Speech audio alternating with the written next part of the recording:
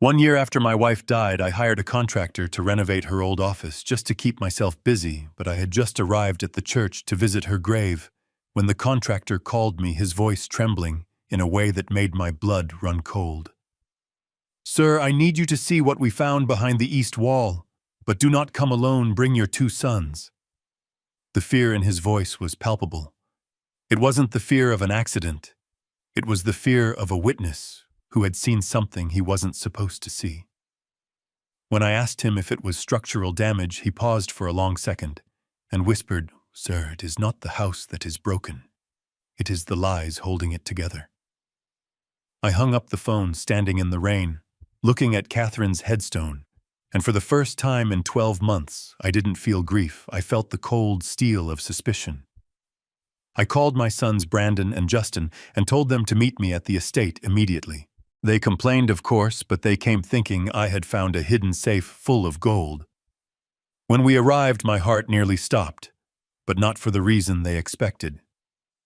What was behind that wall would destroy our family forever. Before I continue this story, let me know which city you are watching from in the comments below. Hit like and subscribe if you have ever had to uncover a truth that everyone else wanted to keep buried. I am Douglas Bennett, 72 years old, and for the past year, I have been a ghost in my own life. I built skyscrapers in Chicago for 40 years. I designed foundations that could withstand earthquakes and winds of 100 miles per hour. But I could not design a foundation strong enough to hold my family together after Catherine passed away. Driving to the estate that morning, the rain lashed against the windshield of my 10-year-old sedan. The wipers beat a rhythm that sounded like a countdown.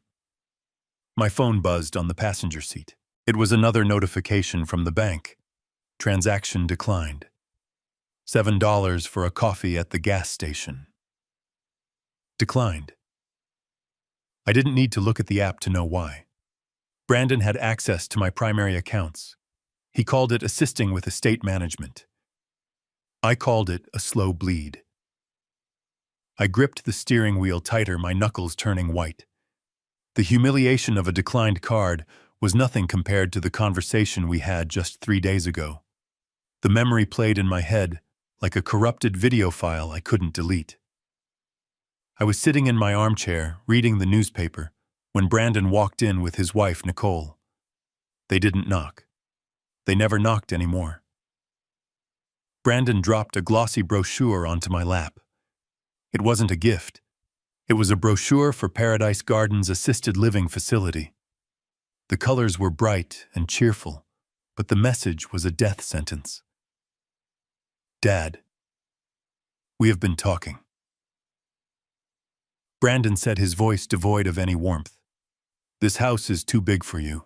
We are not spending another dime on this money pit," Nicole added, her eyes scanning the room with disdain. "In fact, Brandon and I have already contacted a demolition crew. They can start next Monday. Once you are settled in Paradise Gardens, we will liquidate this asset immediately." I didn't answer them. I walked over to Mike. I saw his knuckles were white as he gripped the sledgehammer handle. He wasn't looking at my sons. He was looking at me. "Is everyone here?" Mike asked, his voice low and gravelly. "Yes, Mike," I said calmly. "The whole family is here. Show them." Mike nodded. He didn't offer an explanation. He didn't give a preamble. He simply turned to the east wall. The wall looked solid. It was covered in vintage wallpaper that had started to peel. But Mike knew exactly where to strike. He lifted the heavy sledgehammer and swung it with practiced precision. Crack! The sound was like a gunshot in the confined space. Plaster and dust exploded into the air. He was thinking about all the things he could pay off with whatever his mother had hidden. "Move out of the way," Brandon pushed past me, shoving Mike aside. He grabbed the handle of the steel door. It wasn't locked. Catherine never locked things she wanted to be found. She only hid them until the right time. The door creaked open with a groan of heavy metal. A rush of cold, conditioned air hit us. It smelled of ozone and electronics. Brandon fumbled for a light switch inside. A strip of LED lights flickered on, bathing the hidden room in a harsh, clinical white glow. It wasn't a vault. There were no stacks of cash. There were no diamonds. The room was small, barely 6 feet wide. It was lined with soundproofing foam. On the left side, there was a wall of monitors, 12 screens in total. Most were dark, but 3 were active, showing live feeds. One showed the view of the room we were currently standing in. I saw myself on the screen looking old and tired. I saw Brandon's back as he stood in the doorway. On the right side of the room, there was a single metal filing cabinet. It was a heavy industrial fireproof model, and on top of the cabinet sat a single red notebook. "What is this garbage?" Brandon spat, his disappointment echoing in the small space. "Where is the money? This is just some kind of panic room." "No, sir," Mike said from behind me. His voice was steady but cold. "It is not a panic room. It is a listening post."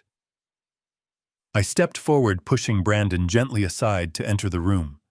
I ran my hand over the cool metal of the filing cabinet. I knew what this was. Catherine had been the paranoid type in business, but I never knew she brought her work home. Or rather, I never knew she brought her suspicions home. I picked up the red notebook. The cover was worn. On the front, in Catherine's elegant handwriting, were the words, "Project Beekeeper." "Give me that." Brandon snatched the notebook from my hands. He was desperate to find something, anything of value. He flipped it open. His eyes scanned the first page, then the second. I watched his face. I watched the arrogance drain away like water from a broken glass. I watched his skin turn a pale shade of gray. "What is it?" Nicole asked, trying to read over his shoulder. "Are there account numbers?" "No," Brandon whispered. His hands started to shake. It is a transcript. A transcript of what Justin asked, stepping closer, sensing the shift in the atmosphere. A transcript of us." Brandon looked up at me, and for the first time in years, I saw fear in his eyes. Pure, unadulterated fear. "Dad, how long has this been here?" "Read it, Brandon," I said, my voice surprisingly strong.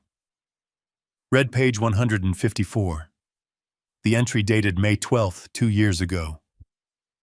Brandon swallowed hard. He didn't want to read it. He knew what he had said that day, but he couldn't stop himself. He read aloud, his voice cracking. May 12th, dining room. Brandon speaking to Nicole. Subject, taking over the company. Quote, "The old woman has cancer.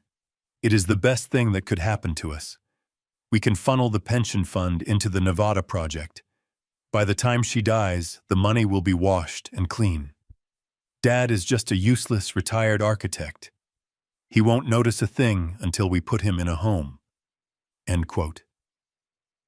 Silence. Absolute, deafening silence. The only sound was the whirring of the cooling fans from the computer servers under the desk. Nicole covered her mouth with her hand. Megan took a step back, bumping into Justin. "That is a lie," Nicole screeched, her voice high and panicked. "We never said that. This is fake. You wrote this, old man. You are senile and making things up." I didn't argue. I simply pointed to the filing cabinet. "Open it," I commanded. Justin, paralyzed by what he had just heard, moved slowly toward the cabinet. He pulled the top drawer open. It was packed tight with hard drives and manila folders. He pulled out a folder with his name on it. He opened it. Photos spilled out. Photos of him at a casino in Las Vegas. Photos of him signing documents with a forgery of my signature. And a bank statement showing a transfer of $50,000 labeled crypto investment that went directly to a shell company owned by a loan shark. "This isn't happening," Justin muttered, dropping the folder. "This is illegal. You can't spy on us. This is entrapment." "Is it entrapment when you are stealing from your own mother?" Mike asked, stepping into the doorway, blocking their exit. "Or is it just quality control?" Brandon slammed the notebook shut. His face twisted from fear into rage. He looked at the monitors, then at the cabinet, then at me. "You planned this," he hissed. "You and this construction worker. You lured us here to blackmail us. Well, it won't work. Mom is dead. These are just scribbles in a notebook. They are inadmissible in court. He pulled a gold lighter from his pocket. She was sitting in this very chair, wearing her favorite blue silk blouse. She looked thin, the cancer had already taken its toll. But her eyes were sharp as diamonds. She looked directly into the camera lens. She looked directly at us from beyond the grave. "Hello, my boys." Catherine's voice filled the small room, clear and authoritative. "If you are watching this, it means your father has initiated the clean slate protocol." Brandon dropped the lighter. It hit the floor with a metallic clink, but the flame had already gone out. "I set up a dead man's switch," Catherine continued on the screen. "All the files in this room, all the recordings of your theft, your fraud, and your plans to abandon your father have been uploaded to a secure cloud server. The system requires a password to be entered every 24 hours by Douglas. If he misses a check-in or if he enters the distress code, the entire database will be automatically emailed to the IRS, the FBI, and the board of directors." On the screen, a digital timer appeared in the corner. It was counting down. 44 minutes and 30 seconds. "That is how long you have before the emails are sent," Catherine said with a sad smile. "Brandon Justin, I loved you. I really did. But I built this family on hard work, not on theft. If you are seeing this, it means you have failed the final test." The video paused, leaving the timer ticking down. Red numbers against a black background. Tick, tick, tick. I looked at my sons. They were no longer wolves. They were trapped rats. Daddy Megan started to cry, tears streaming down her perfectly made-up face. "We didn't mean it. It was just talk. Please turn it off. I don't want to go to jail." Brandon lunged at me, grabbing my lapels. His face was inches from mine. "Give me the password," he screamed, spitting saliva. "Give it to me now, or I swear to God."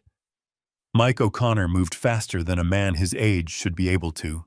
He grabbed Brandon by the back of his expensive suit jacket and threw him against the soundproof wall. Brandon crumpled to the floor, gasping for air. "Don't touch him," Mike said, his voice low and dangerous. I straightened my jacket.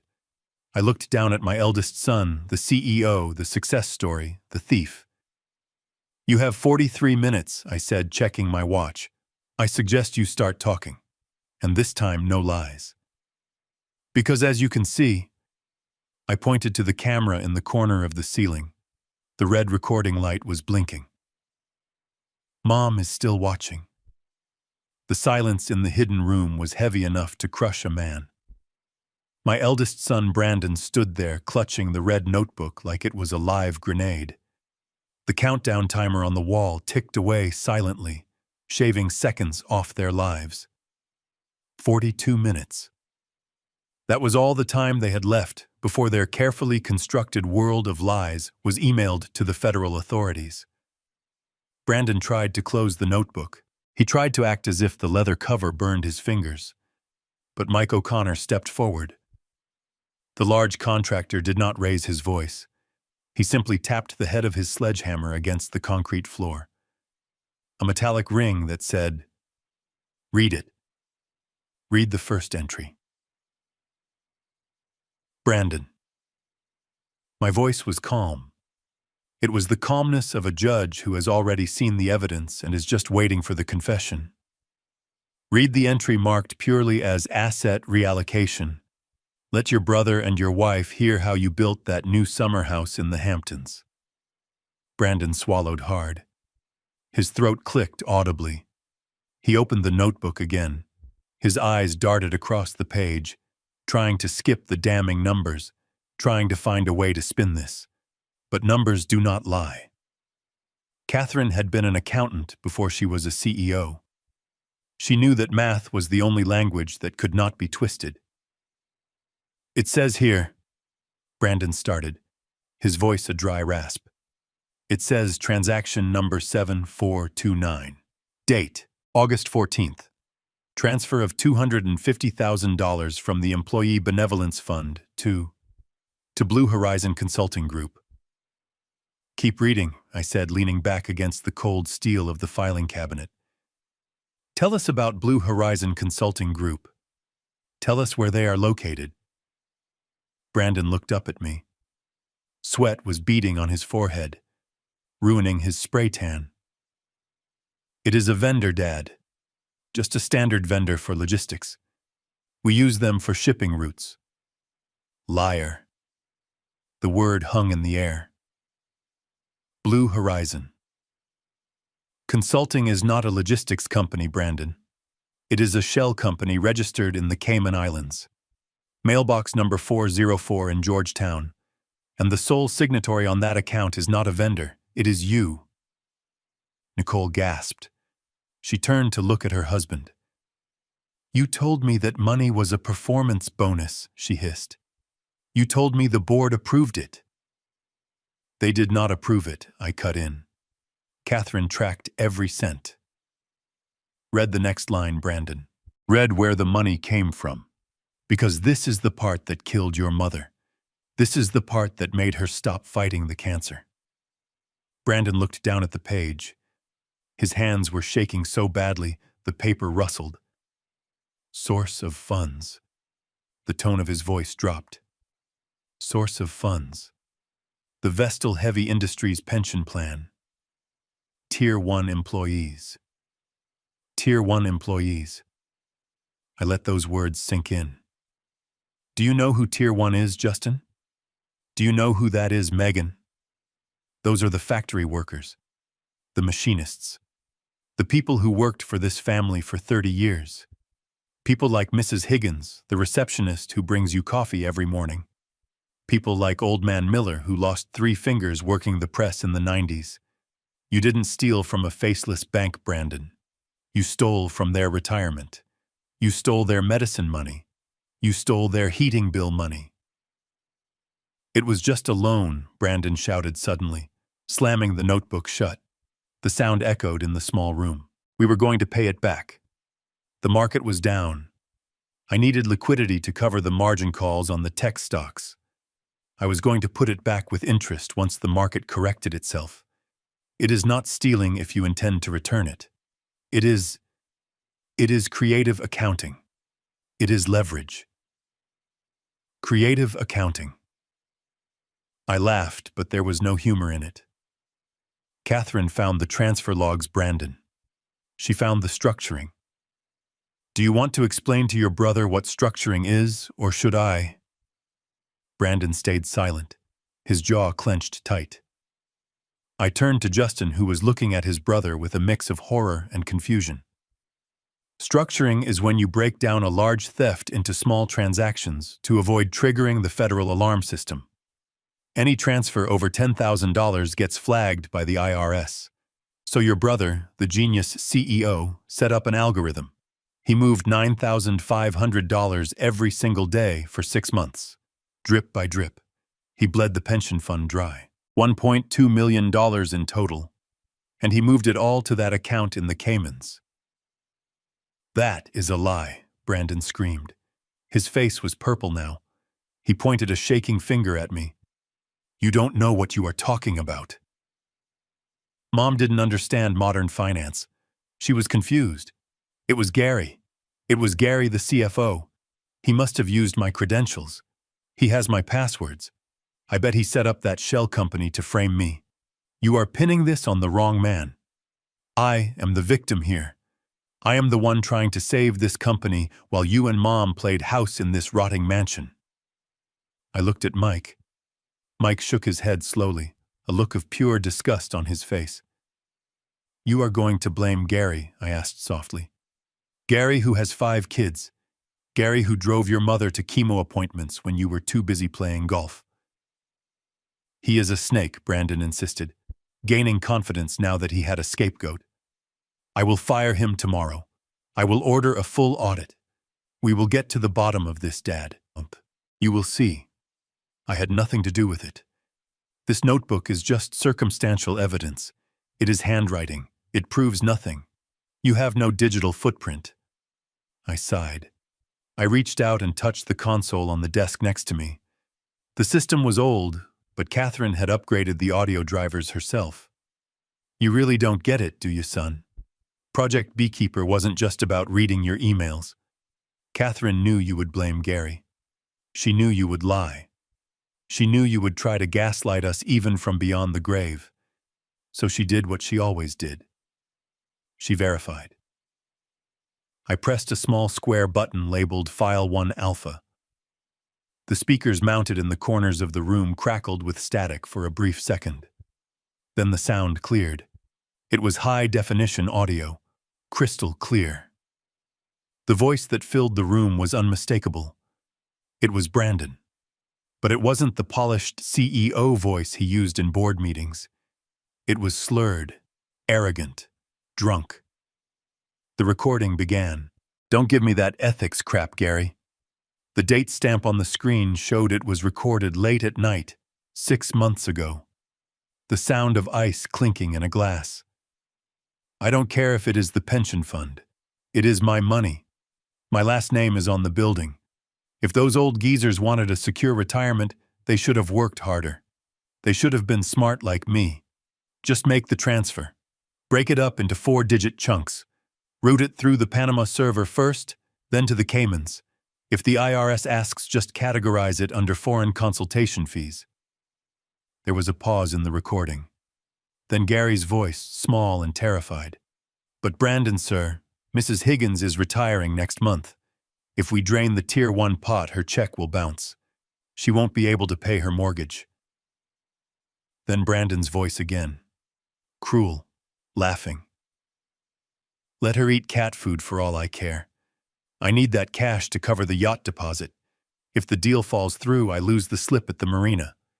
Just do it, Gary, or you are fired. And if you tell my father, I will bury you in legal fees so deep your grandchildren will be born bankrupt. Click. The recording ended. The silence that followed was different this time. It wasn't heavy. It was sharp. It felt like the air had been sucked out of the room. Brandon stood frozen. His mouth hung open, but no sound came out. The defense of blaming the accountant had evaporated instantly. The creative accounting excuse was dead. We had all heard him. We had heard the malice. We had heard him choose a yacht deposit over the livelihood of a woman who had known him since he was in diapers. Mrs. Higgins used to give you lollipops when you came to the office, I said quietly. She knitted a blanket for your son when he was born. And you wanted her to eat cat food. Megan looked at her brother-in-law with visible revulsion. She took a step away from him as if his greed was contagious. Even Justin, who was no saint, looked sick. That was taken out of context, Brandon stammered. His voice was a whisper now. I was drunk. I was stressed. I didn't mean it. I put the money back. I swear I put it back. I shook my head. No, you didn't. Catherine checked the accounts the day she died. The balance was 0.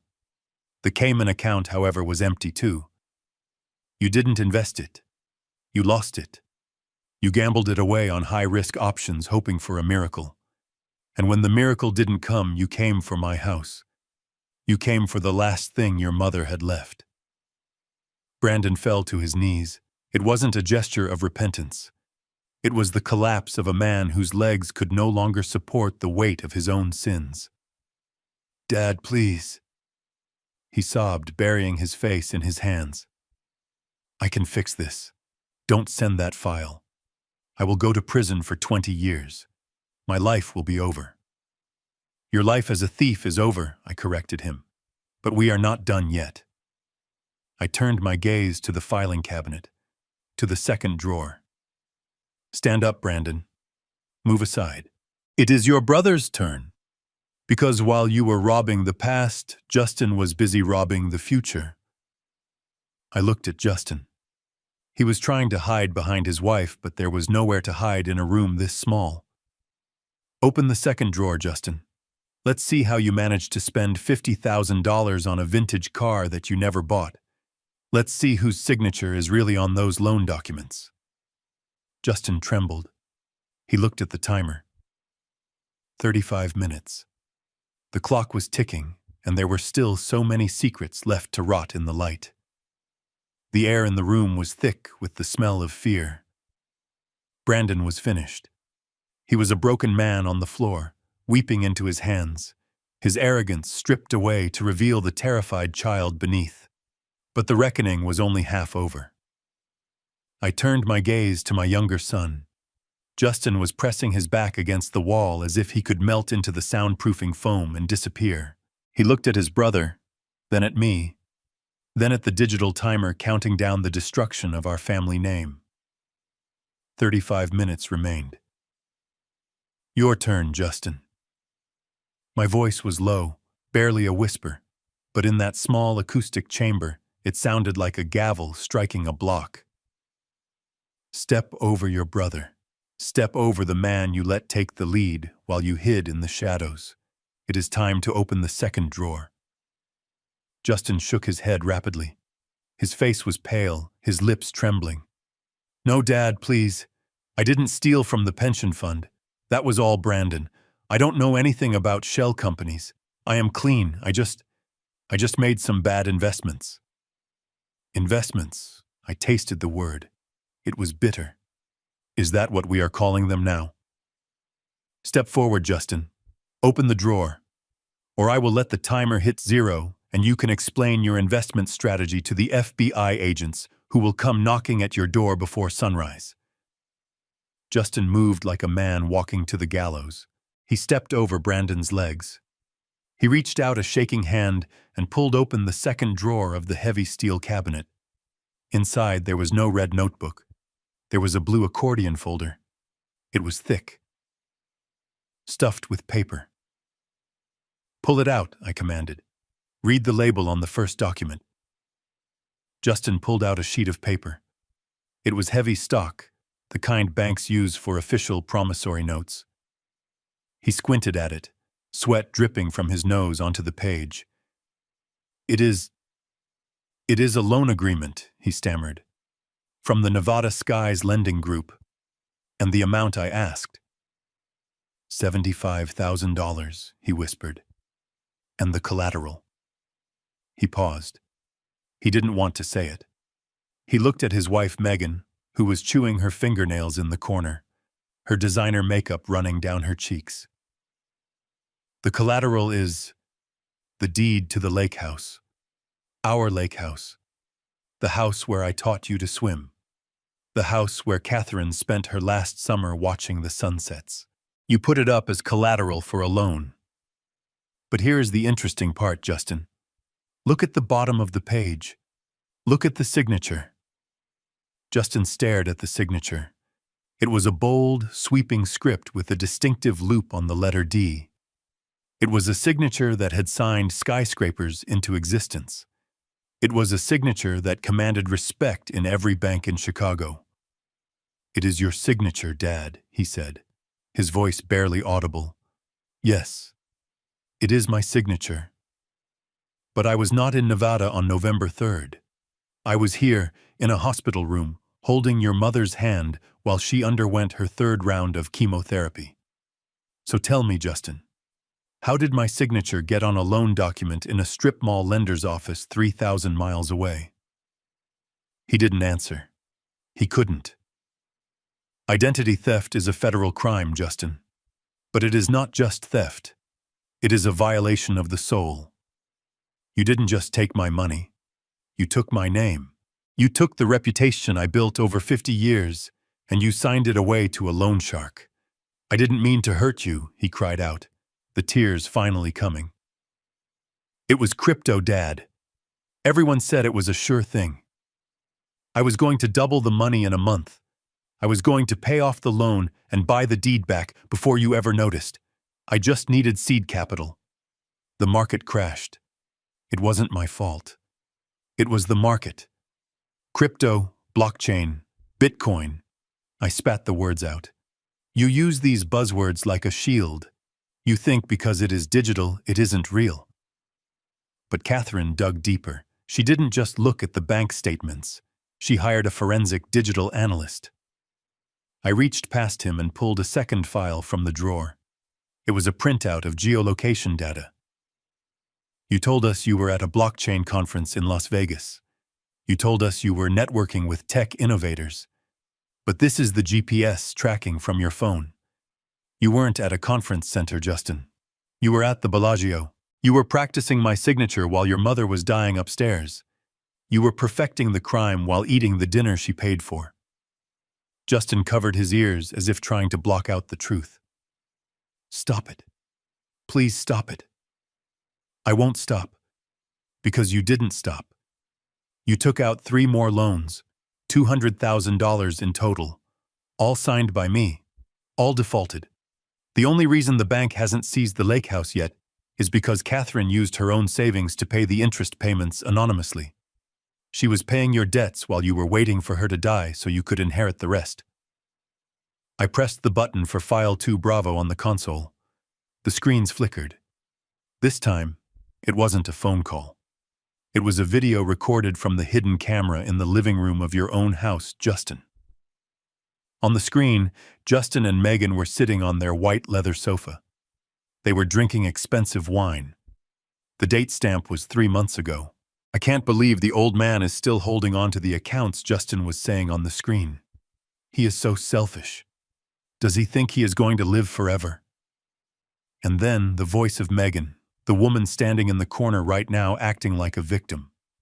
Just sign the papers, Justin. Her voice on the recording was sharp, demanding. You said you could do it. Practice makes perfect. I need that deposit for the Aspen trip. And my friends are all carrying the new season Birkin bags. I look like a pauper carrying last year's collection. If you love me, you will get me that money. The video cut to Justin sighing, picking up a pen, and signing a document on the coffee table. I will do it, baby. For you. He loves you more than he loves his own father. The screen went black. In the small room, the betrayal hung in the air like smoke. Justin looked up at his wife. The look of love was gone, replaced by the desperate, clawing need for self-preservation. It was her fault, he screamed, pointing a shaking finger at Megan. He scrambled backward on the floor, away from me toward the corner. She made me do it, Dad. You heard her. She pressured me. She said she would leave me if I didn't maintain the lifestyle. She said I was a loser if I couldn't provide. You coward, Megan hissed. Her face twisted into a mask of ugly rage. She stepped toward him, swinging her purse. You spineless little worm. You told me you had the money. You told me it was a bonus. You didn't tell me you were forging signatures. Don't you dare drag me into this. I did it for you, Justin wailed, looking at me with pleading eyes. Dad, look at her. Look at how much she spends. The bags, the shoes, the trips. I couldn't keep up. I just wanted to make her happy. I am a victim of emotional abuse, Dad. She manipulated me. I watched them, husband and wife, turning on each other like rats in a sinking ship. There was no loyalty here, no love, just greed and the desperate need to survive. Silence, I roared. They both froze. You are not a victim, Justin. You are a man of 38 years. You chose to pick up the pen. You chose to sit at that poker table. And you chose to blame your wife the moment you got caught. That is not just criminal, that is pathetic. I looked at the timer. 30 minutes. You forged my name to buy status, I said, my voice cold as the grave. You sold your father's integrity for a handbag and a seat at a poker table. And now, you want me to save you from the consequences. I walked over to the filing cabinet and pulled out one last document from Justin's folder. This, I said, holding it up, is a confession. Catherine drafted it before she passed. It states that you admit to identity theft and fraud. It states that you accept full responsibility for the debts and that you relinquish any claim to the family estate to pay back what you stole. Sign it.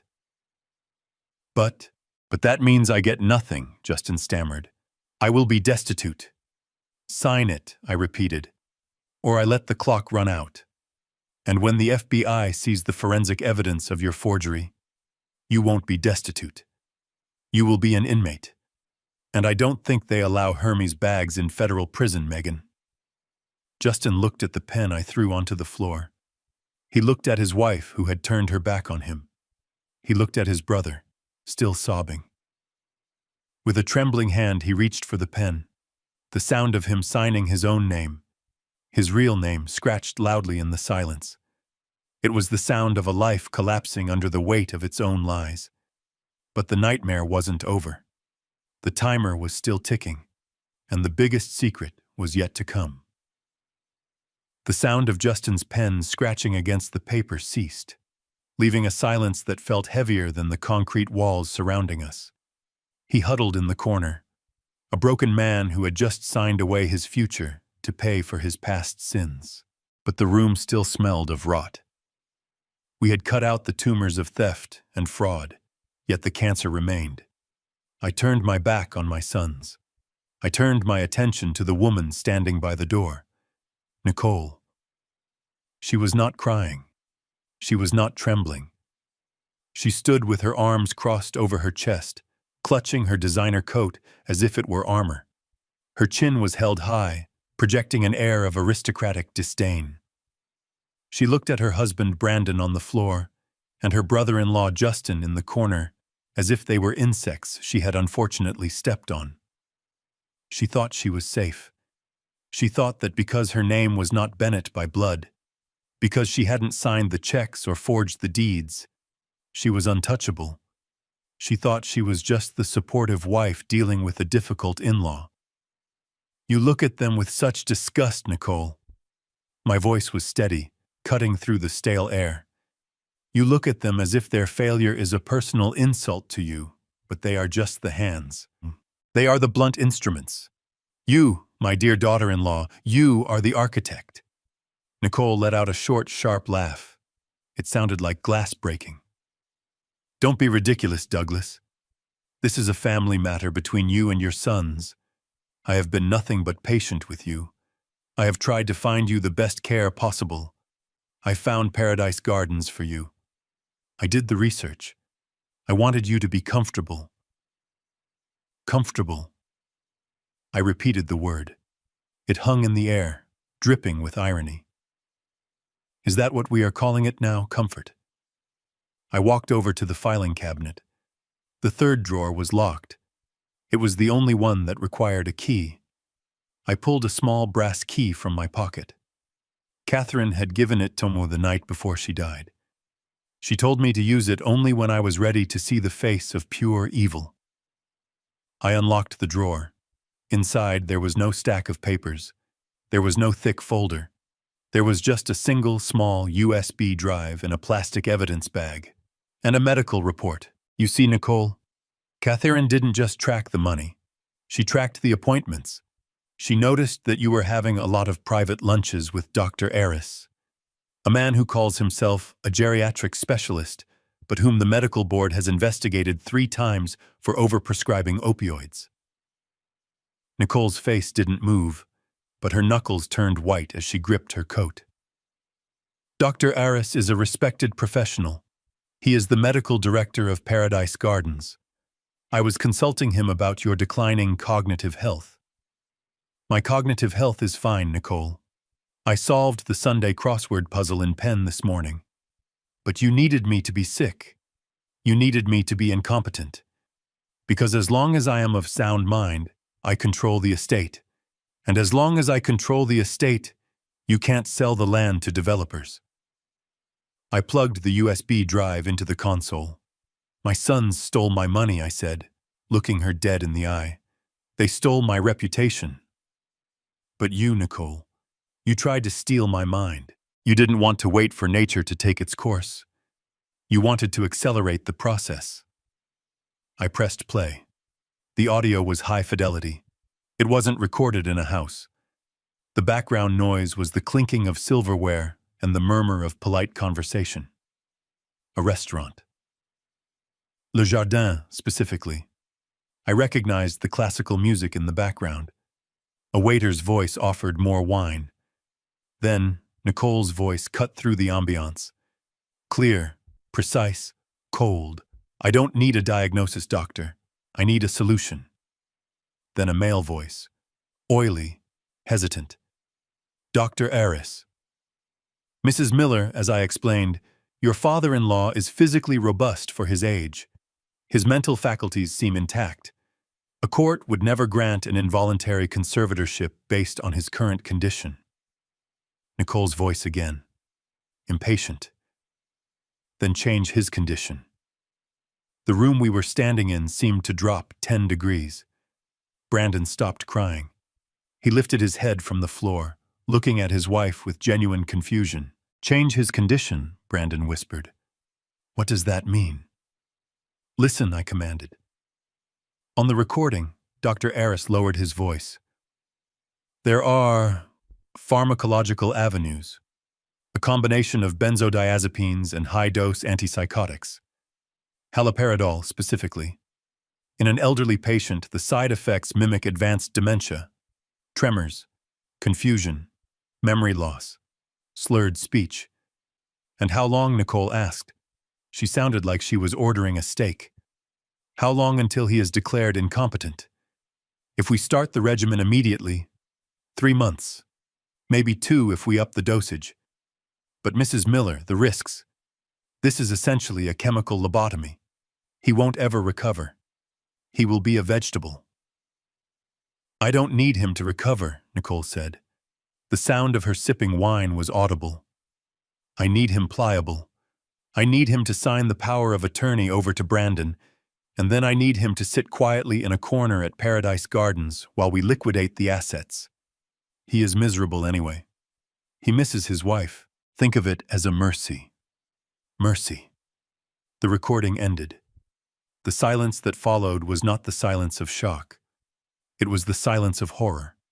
It was the silence of looking into an abyss. Brandon scrambled to his feet. He looked at his wife as if she were a stranger, as if she were a monster wearing human skin. You told me it was a wellness plan, Brandon stammered. You told me the pills were vitamins. You told me they were for his heart. You were going to drug him. You were going to turn my father into a vegetable.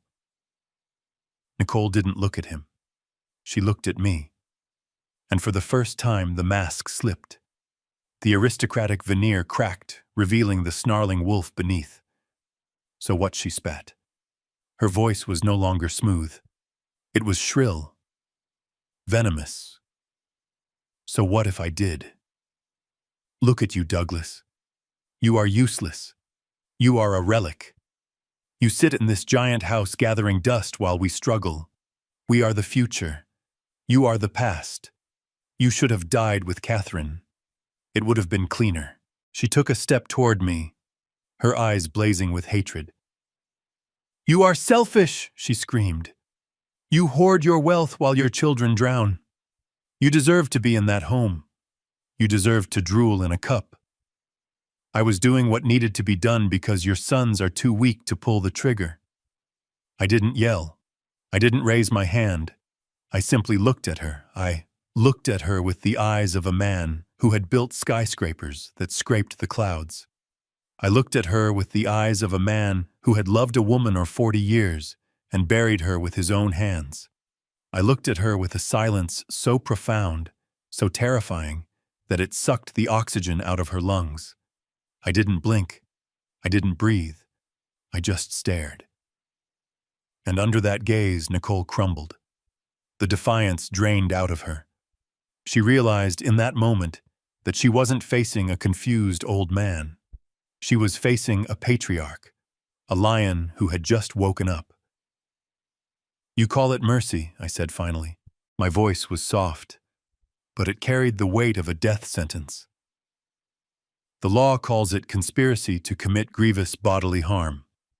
The law calls it elder abuse in the first degree. I picked up the medical report from the drawer. Dr. Aris was arrested this morning, Nicole. The FBI raided his office at Paradise Gardens an hour ago. He didn't have your resolve. He folded in 5 minutes. He gave them everything. The emails, the payment records, the prescription pads pre-signed with your instructions. Nicole staggered back. Her heel caught on the uneven floor and she stumbled, catching herself on the doorframe. No, she whispered. No, you are bluffing. Catherine knew, I said, walking slowly toward her. She knew you were the dangerous one. She knew the boys were just greedy. But you were malicious. That is why she left this for last. I pointed to the timer. 15 minutes. You are not going to prison for theft, Nicole. You are going to prison for attempted murder. And unlike the white-collar resort your husband might go to, they don't have tennis courts where you are going. Nicole looked at Brandon. Help me, she pleaded. Tell him. Tell him we did it together. Brandon stepped back. He looked at the woman he had married, the woman who had whispered poison in his ear for years, and he shook his head. I didn't know, he said, his voice breaking. I wanted the money. I wanted the house, but I didn't want to kill him. You are sick, Nicole.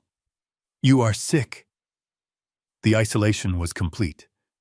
The architect stood alone in the ruins of her design, and the clock was still ticking down to the final judgment. The air in the room had shifted from the chaos of accusation to a terrifying stillness. Brandon was on his knees, staring at the floor, where his arrogance had shattered. Justin was huddled in the corner, clutching the pen he used to sign away his future. Nicole stood by the wall, stripped of her pretenses, realizing she was not the hunter, but the prey. But the true architect of this moment was not in the room. She was on the screen, frozen in pixels, waiting to deliver the final stroke of her master plan. I walked over to the main console. My hand hovered over the keyboard. For a year, I had mourned Catherine as a wife. I had missed her warmth, her laugh, the way she smelled like vanilla and old paper. But standing there, looking at the complex array of servers and hard drives, I realized I had underestimated her. She wasn't just a wife. She was a general who had fortified the castle long before the siege began. I pressed the enter key. The large central monitor flickered. The static cleared, revealing Catherine again. She adjusted her glasses, a gesture so familiar it made my heart ache. She looked directly into the lens, her eyes sharp and clear, devoid of the pain that ravaged her body in those final months. Welcome to Phase 2, she said. Her voice filled the small concrete room, echoing off the steel walls. If you are watching this, it means Douglas has successfully verified the integrity of the first 2 files. It means the betrayal is not theoretical. It is confirmed. Brandon looked up at the screen. His eyes were red and swollen. Mom, he whispered. It was a plea to a ghost. Catherine continued, ignoring his tears. You always wondered why I called this project Beekeeper.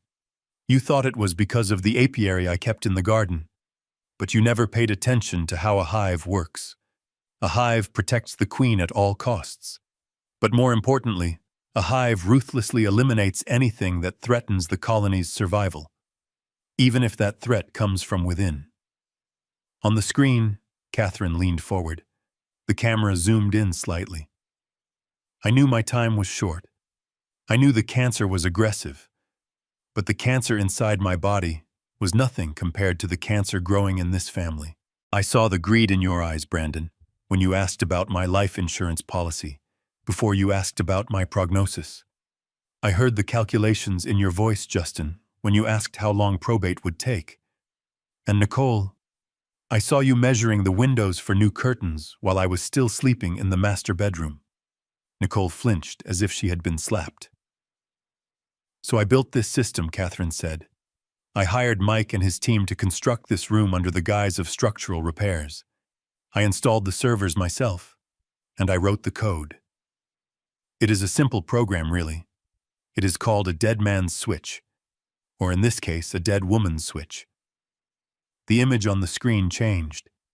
It showed a diagram of a network, lines of data flowing from the house to a cloud server and then branching out to 3 distinct locations. The system is automated, Catherine explained. Every 24 hours, the system pings the local server. It requires a specific alphanumeric code to be entered manually on this console. If the code is entered, the system resets for another day. It sleeps. It waits. And if the code is not entered, Brandon asked, his voice trembling. If the code is not entered, Catherine answered as if she could hear him. Or if the wrong code is entered 3 times, the system assumes the worst. It assumes that I am gone, and that Douglas has been compromised. It assumes that you have finally succeeded in pushing him out, locking him up, or worse. The diagram on the screen turned red. Upon a failed check-in, the protocol executes immediately. It does not ask for permission. It does not hesitate. It takes every terabyte of data stored on these drives, the audio recordings of your conspiracy, the video evidence of your theft, the forensic accounting logs of the money laundering, and it pushes them to 3 pre-selected recipients. Recipient number 1. Catherine held up a finger. The Internal Revenue Service, Criminal Investigation Division. They will receive the complete audit trail of the shell companies in the Cayman Islands. Recipient number 2. The Federal Bureau of Investigation, White-Collar Crimes Unit. They will receive the evidence of identity theft, wire fraud, and the conspiracy to commit medical malpractice against a vulnerable adult. And recipient number 3, Catherine smiled. But it was a cold, dangerous smile. The board of directors of Bennett Global, along with every major shareholder and news outlet in the city. Panic erupted in the room. No, Brandon screamed, scrambling to his feet. You can't do that. The stock will tank. The company will be destroyed. My reputation. I will be ruined. Catherine's image remained calm. That is the point, Brandon. You cared more about the company than the family. So if you destroy the family, I will destroy the company. It is a fair trade. She pointed to the corner of the screen. Look at the clock. We all looked. The digital timer was relentless. The red numbers were counting down. 45 minutes. 44 minutes and 59 seconds. The system was activated the moment Mike broke down the wall, Catherine said. It sensed the breach. The countdown has begun. There is only one person who knows the code to stop it. There is only one person who can prevent your lives from being broadcast to the world. She looked at me through the screen. Douglas, my love, you are the keeper of the keys. You are the only one I trust. I have given you the power to judge them. If you feel they are redeemable, if you feel they have shown true remorse, you can enter the code and wipe the drives. You can give them a second chance. But she paused, and her expression softened into profound sadness. But if they are the wolves I fear they are, then you do nothing. You let the clock run out. You walk away, and you let the hive protect itself. The video ended. The screen went black, leaving only the red countdown timer glowing in the dim light. 44 minutes. The silence returned, but this time it was frantic. The realization hit them all at once. Their fate was not in the hands of lawyers or judges. It was in the hands of the father they had ridiculed, the father they had tried to medicate into oblivion, the father whose signature they had forged. Dad. Brandon gasped, rushing toward me.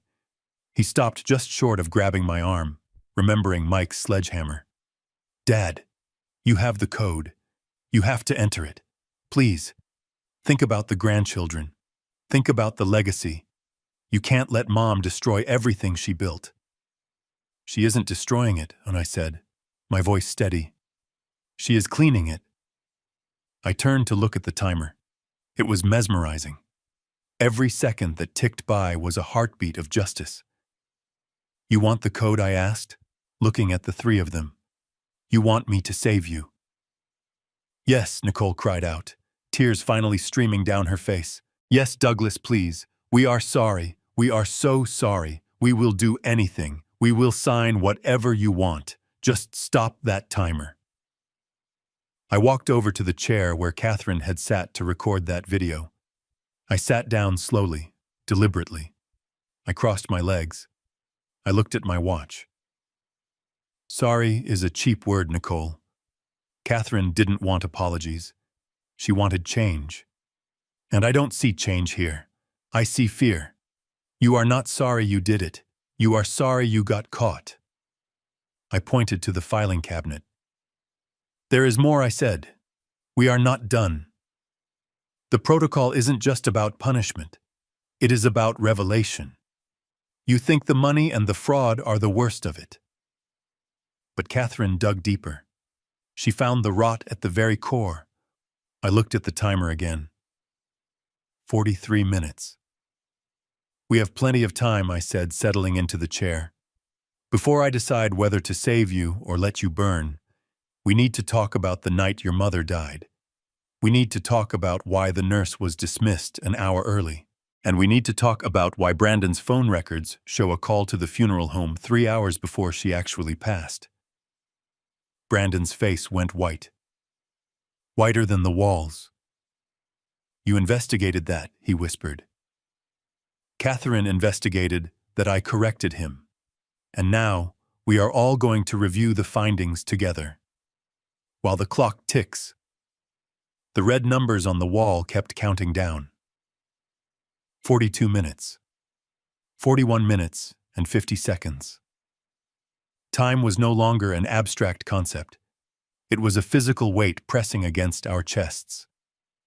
The air in the hidden room had become stale and hot, smelling of overheated servers and the sour stench of desperate people.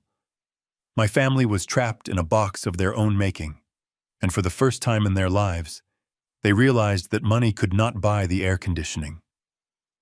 Brandon was the first to break the silence. He wiped his face with a silk handkerchief that cost more than my first car. He looked at the timer, then at the camera, then at me. His eyes were darting back and forth like a rat looking for a hole in the trap. The tears were gone now, replaced by the frantic calculation of a businessman who realizes a hostile takeover is imminent. He stood up, smoothing his suit jacket, trying to regain some semblance of the CEO persona he had worn so arrogantly just an hour ago. Dad, let us be reasonable, Brandon said. His voice was shaking, but he forced a smile. It was a gruesome expression, like a skull trying to look friendly. We are emotional. We are all emotional right now. Mom just died. The grief is making us do crazy things, but we are businessmen, Douglas. You and me. We built this empire. We speak the same language. I sat in the chair, watching him. I didn't say a word. I just let him talk. I wanted to see how low he would go. Look at the big picture, Dad, Brandon continued, stepping closer but keeping a safe distance from Mike and his sledgehammer. You want justice? I get that.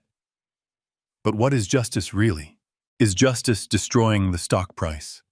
Is justice putting your own flesh and blood in a federal prison where we will be killed in a week? Or is justice about restoration? About balance? He took a deep breath, preparing to play his ace card. I will cut you in, he said. The words hung in the air like pollution. I raised an eyebrow. You will cut me in? Into my own money? I will give you 50%, Brandon said quickly, his words tumbling out over each other. Number 60%. We will restructure the ownership. I will fire the board. I will reinstate you as chairman emeritus with full veto power. We will sell the shell companies. We will liquidate the assets in the Caymans and bring the cash back. We can say it was a clerical error. We can say it was an unauthorized action by a rogue employee. We can fix this, Dad. You can have your house back. You can have the lake house. You can have everything. He paused, waiting for me to jump at the offer. He thought he knew me. He thought that because I was old, I was greedy for comfort. And in exchange, I asked softly, In exchange, you enter the password, Brandon said, pointing at the console. You wipe the drives.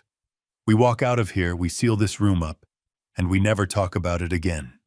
We go back to being a family. A rich, powerful family. 60% dad. That is $50 million in liquid assets. You could buy an island. You could buy a new life. Why destroy us when you can own us? I looked at my son. I looked at the man Catherine and I had raised. We had given him piano lessons. We had sent him to the best schools. We had taught him to say please and thank you. And somewhere along the way, he had turned into a creature who thought a father's forgiveness could be bought for 60% of a stolen fortune. You offer me $50 million, I said, my voice flat. You offer me the money you stole from Mrs. Higgins. You offer me the money you stole from the pension fund. You are trying to bribe a judge with the evidence of your own crime. It is not a bribe, Brandon pleaded. It is a settlement.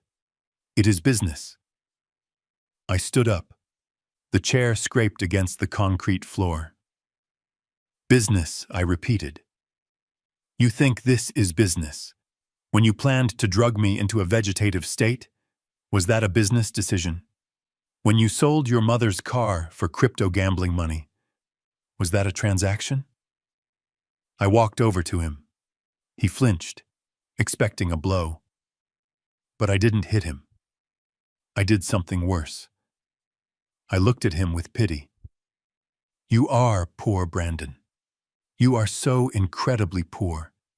You have $50 million in an offshore account, but you don't have a single ounce of honor. You think I want the money. I don't want the money. I want the truth. And the truth is not for sale, not for 60%, not for 100%. Brandon's face crumbled. The deal was rejected. The negotiation had failed. He slumped back against the wall, defeated. But Nicole was not defeated. The architect was watching us. She saw that bribery had failed. She saw that emotional manipulation had failed. So she reached for the only weapon she had left, the weapon she used best, the law. She stepped forward, pushing Brandon aside. Her fear had crystallized into a cold, hard rage. She smoothed her coat and looked at me with the eyes of a shark. Fine, she spat. You don't want money. You want to be a martyr. But you are forgetting something, Douglas. You are forgetting where you are. She gestured around the room. This is illegal, she announced, her voice ringing with false confidence. This entire room, these cameras, these microphones. You are recording us without our consent. She turned to Justin, who was still cowering in the corner. Justin, you took that law class in college, didn't you? Tell him. Tell him about the two-party consent laws. Justin looked up, wiping his nose. Yeah, he mumbled. Yeah, in this state, it is a felony to record a private conversation unless all parties agree. We didn't agree to this. Nicole smiled. It was a triumphant, ugly smile. Exactly, she said. This is wiretapping, Douglas. This is invasion of privacy. You call this justice. I call it the fruit of the poisonous tree. Any lawyer worth his salt will get this evidence thrown out of court in 5 minutes. You can't use these recordings. And if you release them, we will sue you. We will sue you for every penny you have left. We will sue you for defamation. We will sue you for illegal surveillance. You will be the one going to jail, Douglas. Not us. She took a step closer to the console. So here is my counter-offer, she hissed. You delete those files right now. You wipe this server clean. And maybe, just maybe, we won't press charges against you for being a creepy old voyeur who spies on his own family. Brandon looked up, hope flickering in his eyes. She is right, Dad. It is inadmissible. You have nothing. I looked at Nicole. I had to admire her tenacity. Even with her head in the guillotine, she was trying to argue about the sharpness of the blade. I sighed and shook my head. You almost had me, Nicole. If this were a private home, if this were just a family dinner, you would be absolutely right. The law protects privacy. I walked back to the filing cabinet. I opened the bottom drawer. It was filled with thick binders. But you are forgetting one small detail, I said. You are forgetting who you are. And more importantly, you are forgetting where you are standing. I pulled out a binder. It was blue. On the cover it said Bennett Global, Human Resources. This house, I said, tapping the binder, isn't listed as a private residence on the deed. Catherine rezoned it 5 years ago. This estate is officially designated as a satellite office of Bennett Global Corporation. I opened the binder to page 42. And you, Nicole, you are not just my daughter-in-law. You are on the payroll. You are listed as a consultant for interior design. Brandon put you on the payroll so you could get health insurance and a company car. Remember. Nicole's face went pale. And you, Brandon, I continued flipping the pages. You are the CEO. And Justin, you are the Vice President of Special Projects. You are all employees. I held up a document. It was yellowed with age, but the signature at the bottom was fresh ink. When you signed your employment contracts, you signed the standard Bennett Global Security Agreement. Paragraph 7, Section B. I began to read aloud, my voice echoing in the silence. All employees acknowledge that Bennett Global premises are subject to 24-hour video and audio surveillance for security and quality assurance purposes. By accepting employment, the employee waives all expectations of privacy while on company property or using company resources. I lowered the binder. You signed it, Nicole. You signed it 3 years ago so you could get that company credit card you love so much. You consented to be recorded. You consented to be watched. You consented to every single second of this. I tossed the binder onto the floor at her feet. It landed with a heavy thud. This isn't wiretapping, I said coldly. This is quality assurance. And let me tell you, the quality of your loyalty is very, very poor. Nicole stared at the binder on the floor. Her legal threat had evaporated. Her shield was gone. She looked at the camera in the corner, realizing that she had signed her own warrant years ago out of greed for a company perk. There are no loopholes here, I said, my voice hardening.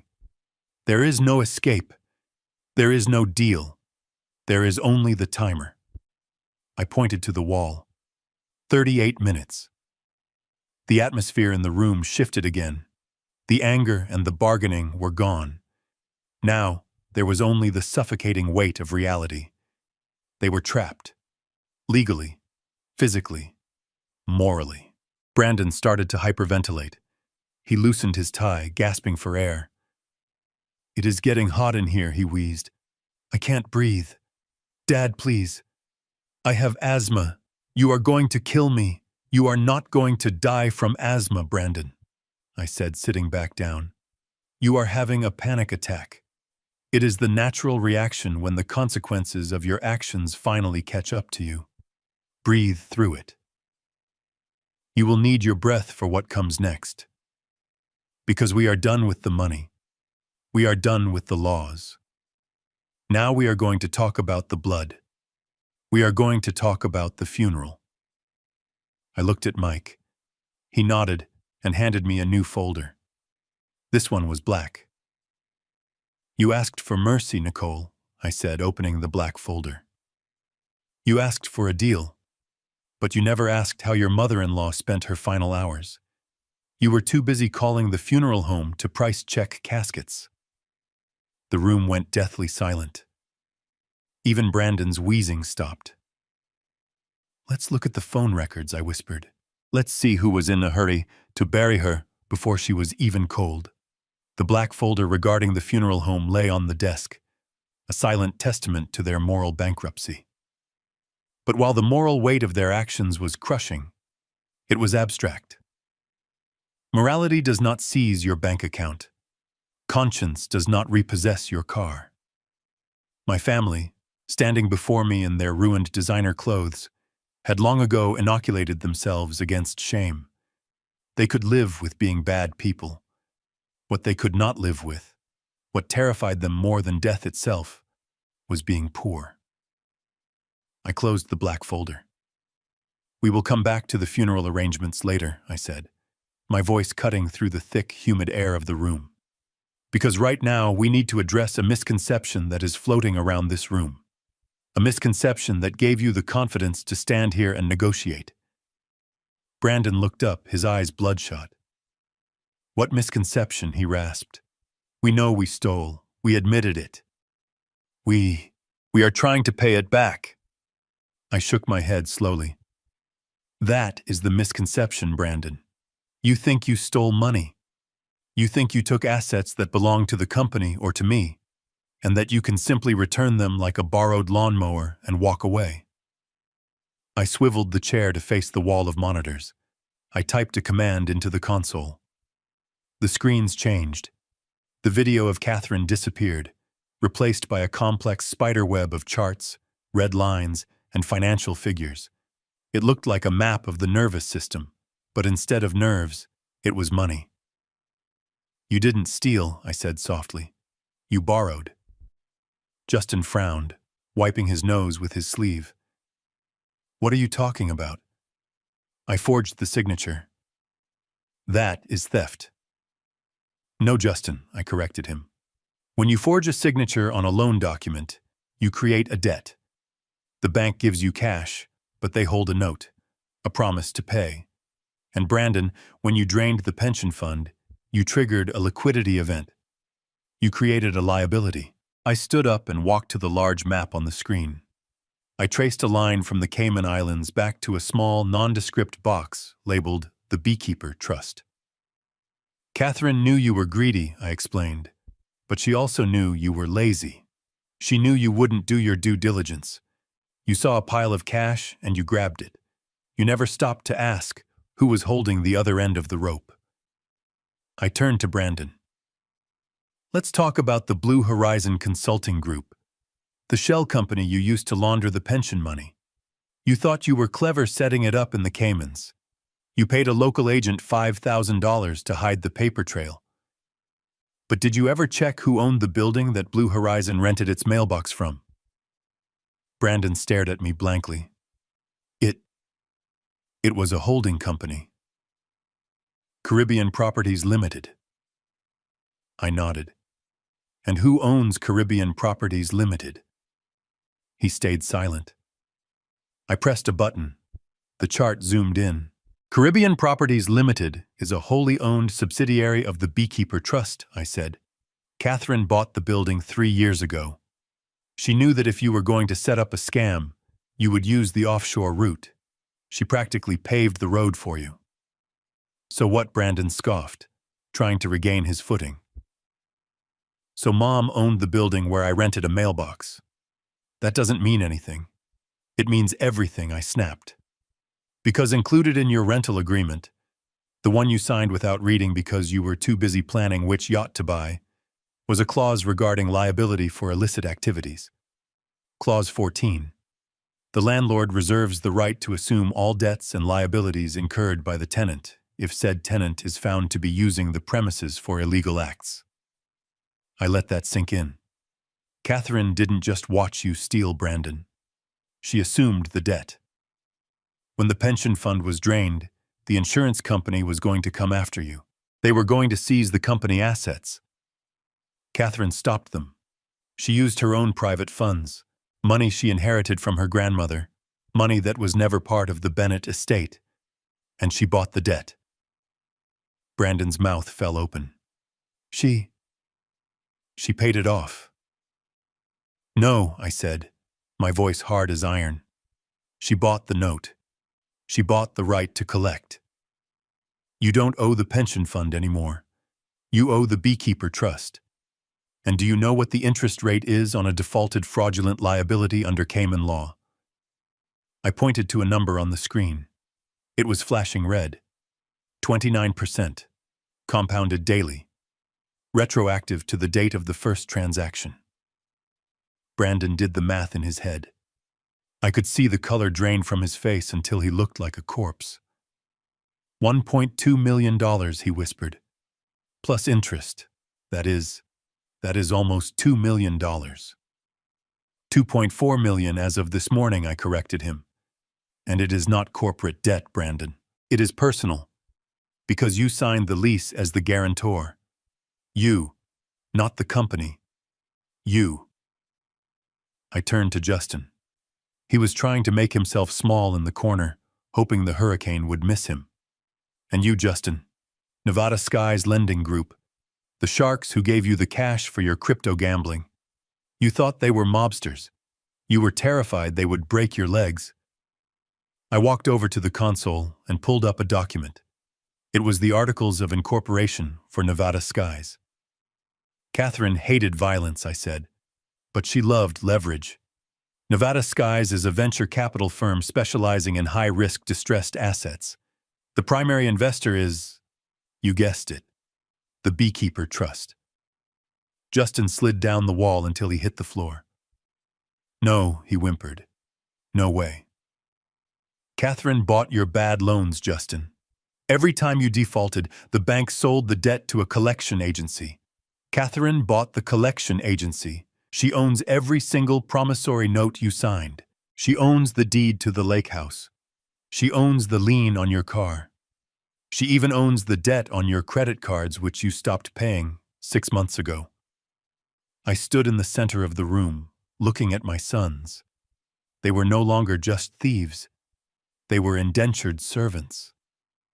You thought you were stealing from a dying woman, I said, my voice filled with a mixture of anger and awe at my late wife's brilliance. But you were actually signing your life away to her ghost. You don't owe the banks. You don't owe the government. You owe us. You owe the trust. And here is the trap, I said, delivering the final blow. I picked up a thick legal document from the desk.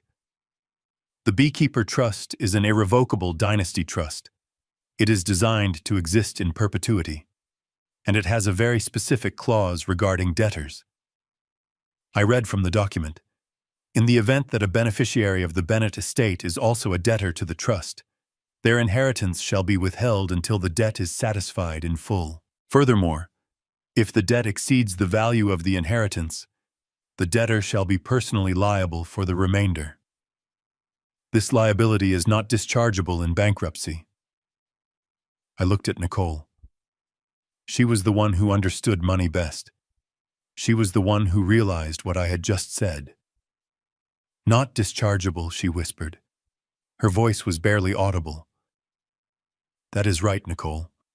Catherine categorized these loans as fraud-based liabilities.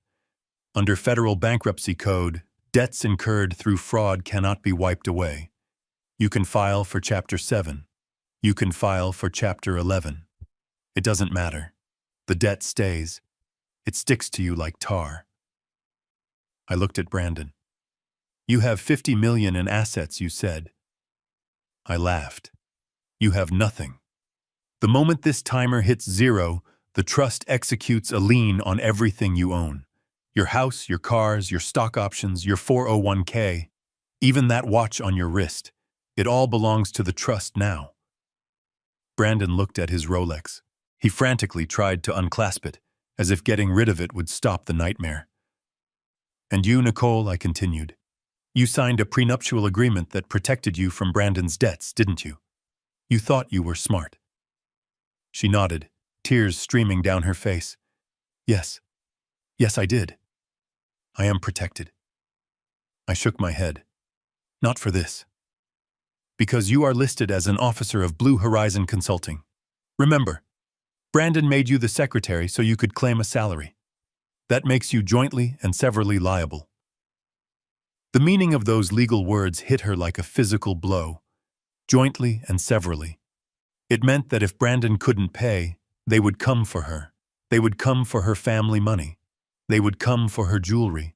They would come for everything she had brought into the marriage. "You are ruined," I said simply. "You are not just going to prison. You are going to go to prison as paupers. And when you get out, in 10 or 15 years, you will still owe the money. The interest will have been running the whole time. You will work for the rest of your lives, flipping burgers or digging ditches, and every single paycheck will be garnished by the trust." I looked at Justin. "And you, Justin, you have children, 2 beautiful twins. Don't bring them into this," he begged. "Please, Dad." "Not the kids." "I didn't bring them into this," I said. "You did. When you signed that cross-collateralization agreement for the second loan. You pledged all future assets and beneficiary interests." I paused, letting the horror sink in. "That includes your children's college funds. That includes any trust fund set up for them. The trust absorbs it all to pay your gambling debts. You haven't just bankrupted yourself. You have bankrupted your children. They will start their lives with nothing because their father couldn't walk away from a poker table." The room was silent, except for the hum of the servers and the weeping of my family. They were stripped bare. The arrogance was gone. The threats were gone. All that was left was the cold, hard math of their destruction. "Catherine didn't want this," I said quietly. "She wanted you to be successful. She wanted you to be independent. But she knew that if you turned on us, if you tried to eat the hand that fed you, she had to make sure that you choked on it." I checked the timer. 35 minutes. "You have a choice," I said. "It is a slim choice, but it is a choice." They looked up. Hope is a cruel thing, but it was all they had. "You can let the timer run out," I said. "The files go to the FBI. The liens are executed instantly. You go to prison and you lose everything, or what?" Brandon asked. His voice was a husk. "Or you sign a confession," I said. "A full, public confession. You admit to the fraud. You admit to the abuse. You resign from the company immediately. You waive your rights to the inheritance. And you agree to a payment plan managed by the trust." "A payment plan?" Nicole asked. "You will work," I said. "Real work. Not sitting in a boardroom, not lunching with doctors. You will work for the foundation Catherine set up. You will build houses for the homeless. You will serve food in the soup kitchens. You will earn minimum wage, and the rest of your salary will go to paying back the debt." Brandon stared at me. "You want us to be laborers?" "I want you to be honest," I said. "For the first time in your lives." "But the debt," Justin said. "It is millions. We can never pay it back on minimum wage." "No," I agreed. "You can't. You will be in debt until the day you die. You will live in small apartments. You will drive used cars. You will clip coupons. You will live the life of the people you stole from.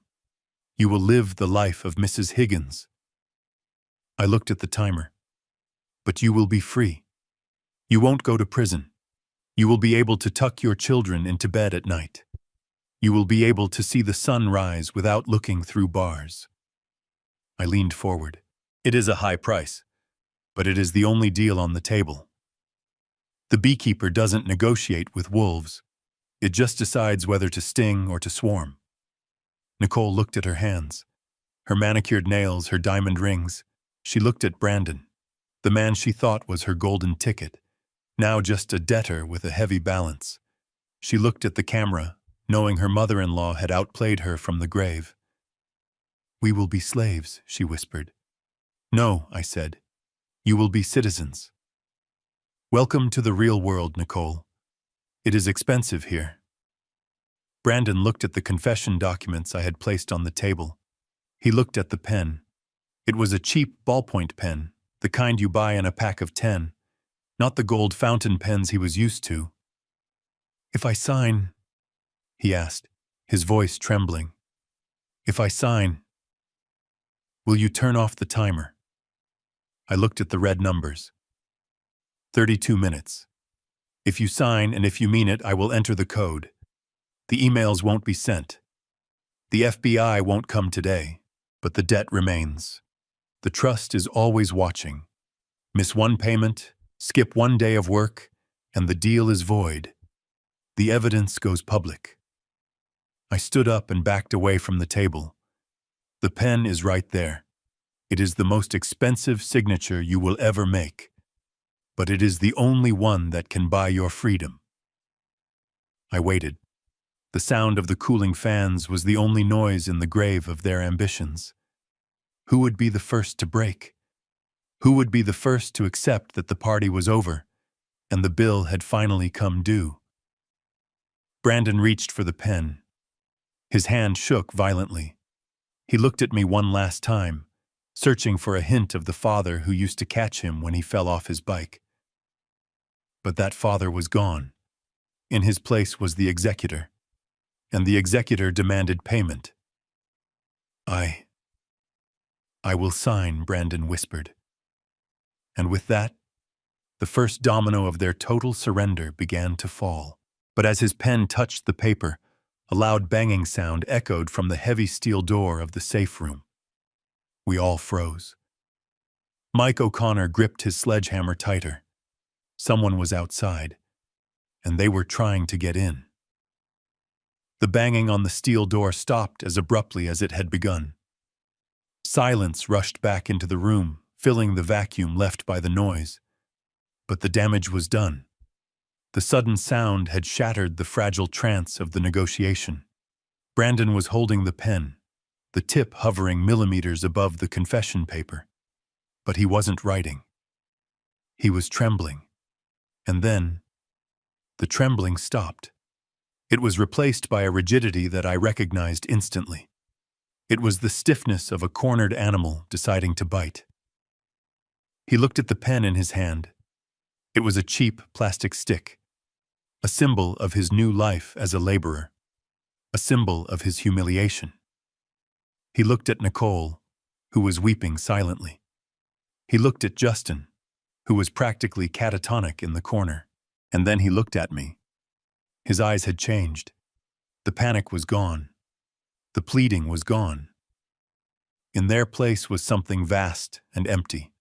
It was a void where a soul used to be.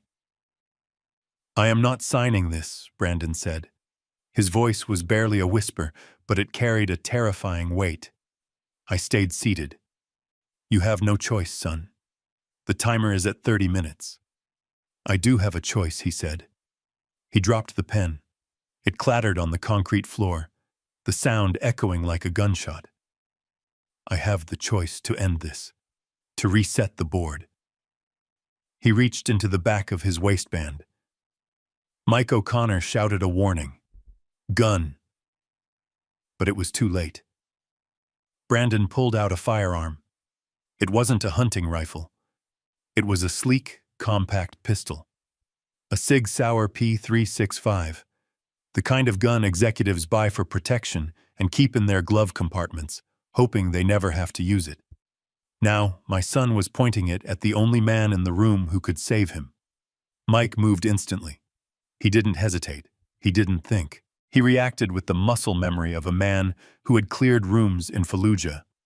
He lunged toward Brandon, covering the 10 feet between them in a heartbeat.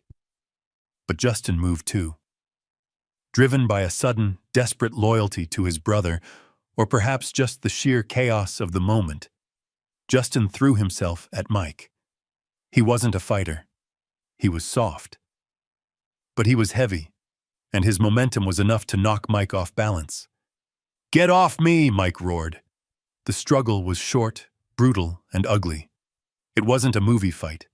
There was no choreography. It was the raw violence of survival. Mike drove an elbow back into Justin's ribs. I heard the sickening crunch of bone. Justin screamed, a high-pitched sound that didn't belong in a man's throat. He collapsed, clutching his side, gasping for air. Mike spun around, ready to disarm Brandon. He was fast. He was lethal. But he wasn't fast enough to beat the geometry of the room. Brandon had backed into the corner behind the desk. He had the high ground, and he had the gun leveled directly at my chest. "Stay back," he screamed. His voice cracked, spraying spit. "Stay back, or I swear to God I will put a hole in him." Mike froze. He stood over Justin's writhing body, his hands raised slowly. He looked at me, his eyes apologizing for the failure. I gave him a tiny nod. It wasn't his fault. You can train for war, but you can't train for the insanity of a son who wants to kill his father.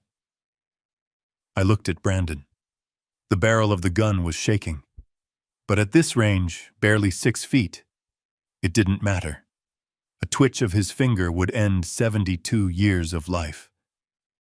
"Put it down, Brandon," I said. My voice was calm. It was the calmness of a man who has accepted that the story might end here. "You don't want to do this. Fraud is one thing. Patricide is a door you can never come back from." "I don't want to," Brandon yelled.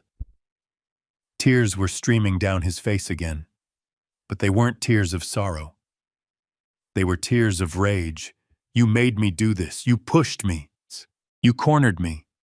You and that dead witch in the computer. You think you are gods. You think you can judge me." "You judged yourself," I said softly. "Shut up," he shrieked. He waved the gun wildly, momentarily pointing it at Nicole before snapping it back to me. "Shut up. I am the CEO. I am the head of this family. I am not a laborer. I am not a criminal. I am a Bennett." "You are a boy with a gun," I said, "and you are shaking." I looked at the weapon. I remembered when he bought it. He had shown it to me at Christmas 2 years ago. He said it was for home defense. He said he wanted to keep his family safe. And now, he was using it to destroy the only family he had left. The irony was suffocating. My heart didn't race. My palms didn't sweat. Instead, time seemed to slow down. I looked at my son, and the image of the man in the expensive suit flickered and faded. In my mind, I saw him as a toddler. I saw him taking his first steps on the lawn of this very house. I remembered the way he used to cling to my leg when strangers came over. I remembered teaching him to ride a bike, running behind him, holding the seat, promising him I wouldn't let go. I promised I wouldn't let go. But I had let go. Somewhere between the piano lessons and the boarding school, somewhere between the first dividend check and the first sports car, I had let go. I had let the world turn him into this. Was it my fault? The question burned in my mind hotter than the fear of the bullet. Did I work too much? Did I give him too much? Did I shield him from the consequences of his actions so often that he began to believe he was immune to reality? I looked at his face. It was twisted into a mask of hatred. But beneath the hate, I saw the terror. He was a child who had broken a vase and was terrified of the punishment. Only now, the vase was his life, and the only way to avoid the punishment was to kill the parent. "Brandon," I said, keeping my voice low and hypnotic, "look at me. Not at the timer. Not at the gun. Look at your father." He blinked, his breath coming in ragged gasps. "I remember when you were 7, I said. You found a baby bird that had fallen out of the nest. You cried for hours. You made me climb the tree to put it back. You were so gentle, Brandon. You had such a good heart." "Stop it," he sobbed. "Don't do that. Don't use memories against me. I am not using them against you. I am trying to find you. I am trying to find the man who wouldn't hurt a bird, inside the man who wants to shoot his father." "He isn't here anymore," Brandon screamed. "You killed him, you and Mom. You killed him with your expectations. You killed him with your shadows. I could never be good enough for you. I could never build a skyscraper. I could never build an empire. I was just the son. The disappointment." "You were never a disappointment," I said. "You were my son. That was enough." Liar, he shouted. He took a step forward. The gun was inches from my face now. I could see the rifling inside the barrel. I could smell the gun oil. Enter the password, he commanded. Enter it now, or I will kill you, and I will enter every combination until I find it. I have nothing to lose. You have your soul to lose, I said. I don't have a soul, he spat. I sold it. Remember, you just told me. I sold it for a yacht, so save me the sermon. Type the code. I looked at Mike. He was tense, ready to spring, but he knew the distance was too great. If he moved, Brandon would fire reflexively. I looked at Justin, still moaning on the floor. I looked at Nicole, who was staring at her husband with a look of pure, unadulterated horror. She had wanted money. She had wanted power. She hadn't signed up for blood. Brandon, I said slowly, if you pull that trigger, the timer doesn't stop. The dead man's switch is linked to my heart rate monitor watch. I raised my left wrist. Catherine thought of everything. If my heart stops, the message sends instantly. You don't get 45 minutes. You get 0 seconds. You kill me, you release the evidence. You ensure your own destruction. Brandon stared at the watch. His eyes widened. He hadn't noticed it. You are lying, he whispered. Am I? Do you want to gamble your life on it? You have lost every gamble you ever made, Brandon. Do you really want to double down on this one? His hand wavered. The gun lowered a fraction of an inch. The logic was penetrating his madness. He was trapped. If he let me live, he was a slave to the debt. If he killed me, he was a prisoner exposed to the world. He let out a scream of frustration. It was a primal, animalistic sound. He turned away from me and swung the gun toward the wall of monitors. I hate you, he screamed. I hate you all. He fired. The sound was deafening in the small concrete room. Bang! One of the monitors exploded in a shower of sparks and glass. Bang! Bang! He fired again and again, destroying the screens, destroying the image of the timer, destroying the digital eyes that had watched his sins. Mike lunged. This time there was no hesitation. Mike hit Brandon like a freight train. He tackled him into the console. The gun went flying, skittering across the floor and stopping at my feet. Brandon didn't fight back. He collapsed instantly, all the fight draining out of him as soon as the gun left his hand. He lay on the floor, pinned under Mike's weight, sobbing uncontrollably. It wasn't the crying of a man. It was the crying of a child who has realized he is lost in the dark and no one is coming to find him. Mike twisted Brandon's arm behind his back and looked up at me. He was breathing hard, a trickle of blood running down his forehead where he had hit the corner of the desk. Are you okay, sir? Mike asked. I looked down at the gun at my feet. I looked at my son pinned to the ground like a criminal. I looked at the shattered screens sparking and smoking. I am alive, Mike, I said, but I am not okay. I bent down and picked up the gun. It was heavy. Warm. I popped the magazine out and ejected the round from the chamber. I placed the disassembled weapon on the desk. I looked at the one monitor that was still working. It was the one displaying the countdown. The bullets had missed it. 25 minutes. Brandon, I said, my voice hollow. Get up. Mike let him go. Brandon scrambled backward until he hit the wall. He curled into a ball, pulling his knees to his chest. You tried to kill me, I said. You actually tried. I didn't mean to, he sobbed. I wanted it to stop. It stops now, I said. I turned to the console. The keyboard was undamaged. I am going to enter the code, I said. They all looked up. Even Justin stopped moaning. You are going to save us, Nicole asked, disbelief washing over her face. After he pulled a gun on you. I am not saving you, I said. I am saving myself. I am saving myself from the burden of being your father. I typed in the password. It was 8 characters long. CATHERINE.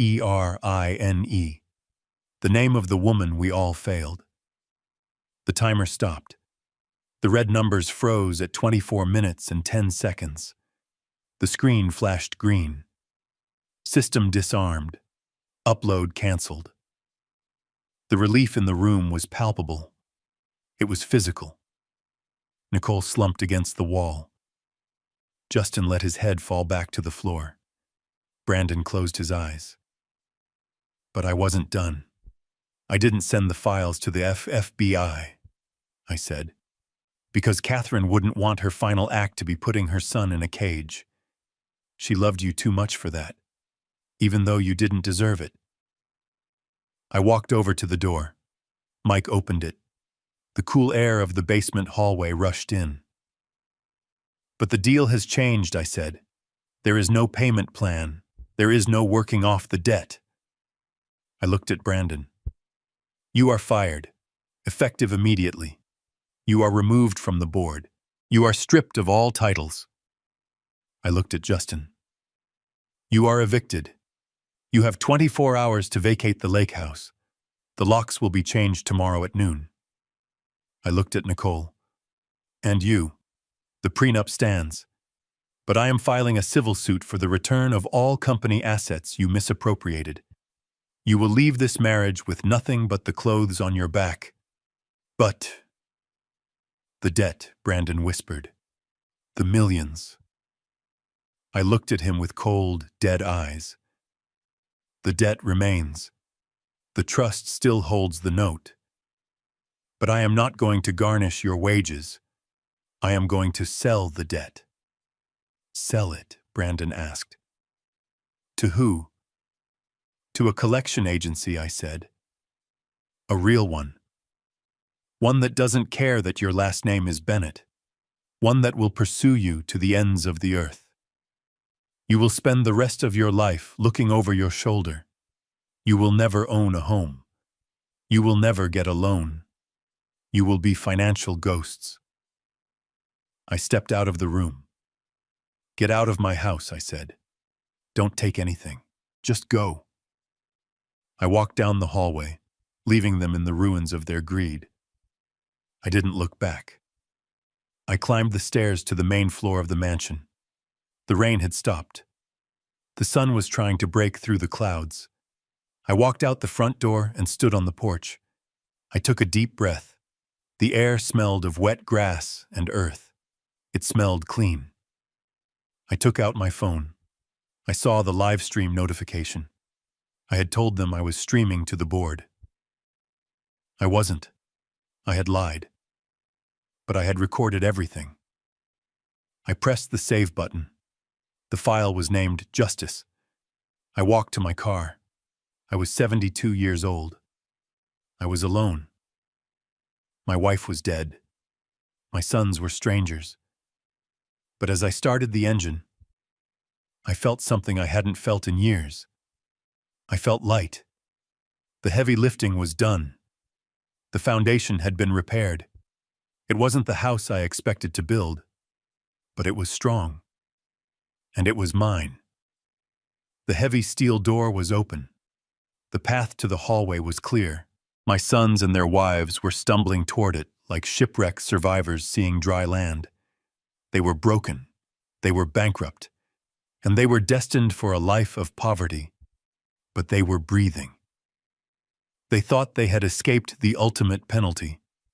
They thought that because I had typed the password and stopped the automatic data dump, the walls of this room would keep their darkest secrets.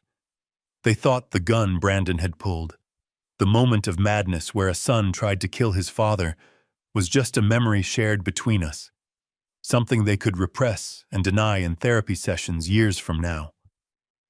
They were wrong. "Wait," I called out. My voice was not loud, but it stopped them in their tracks. It hooked them by the spine and pulled them back. Brandon stopped with his hand on the doorframe. He didn't turn around. He just froze, his shoulders hunching as if anticipating a physical blow. "What is it, Dad?" he whispered. "We are leaving. We accepted the terms. We are going." "You are forgetting something," I said. I picked up my phone from the console. The screen was bright in the dim room. I tapped the screen once and turned the volume up. A voice came from the phone speaker. It was a deep baritone voice, a voice Brandon knew very well. It was the voice of Marcus Vance, the chairman of the board of directors of Bennett Global. "Douglas, are you safe?" The color drained from Brandon's neck. He turned around slowly. His eyes were wide, staring at the phone in my hand as if it were a bomb. Who is that?" Brandon stammered. I didn't answer him. I spoke into the phone. "I am safe, Marcus. The situation is contained. The weapon has been secured." Weapon. The word hung in the air. Nicole covered her mouth with her hand to stifle a scream. Justin grabbed the wall for support. I walked toward them, holding the phone out so they could see the screen. It wasn't a recording. It was a video call. A live video conference with a grid of 6 faces. "I lied to you," I said calmly. "I told you the dead man's switch would email the board if the timer ran out. That was true. But I didn't tell you about the crisis management protocol." I pointed to a small, unassuming lens embedded in the smoke detector above the door. It was the only camera Brandon hadn't smashed, because he didn't know it was there. "Catherine didn't trust machines completely," I explained. "She trusted people. Specifically, she trusted the people who helped build this company." When Mike broke down the wall, this camera went live. It didn't broadcast to the public. It broadcast directly to the private servers of the Board of Directors Executive Committee. I looked at the phone screen. "Gentlemen, you saw everything." From the phone speaker, Marcus Vance's voice filled the room, cold and final. "We saw it, Douglas. We saw the confession. We heard the details of the pension fund embezzlement.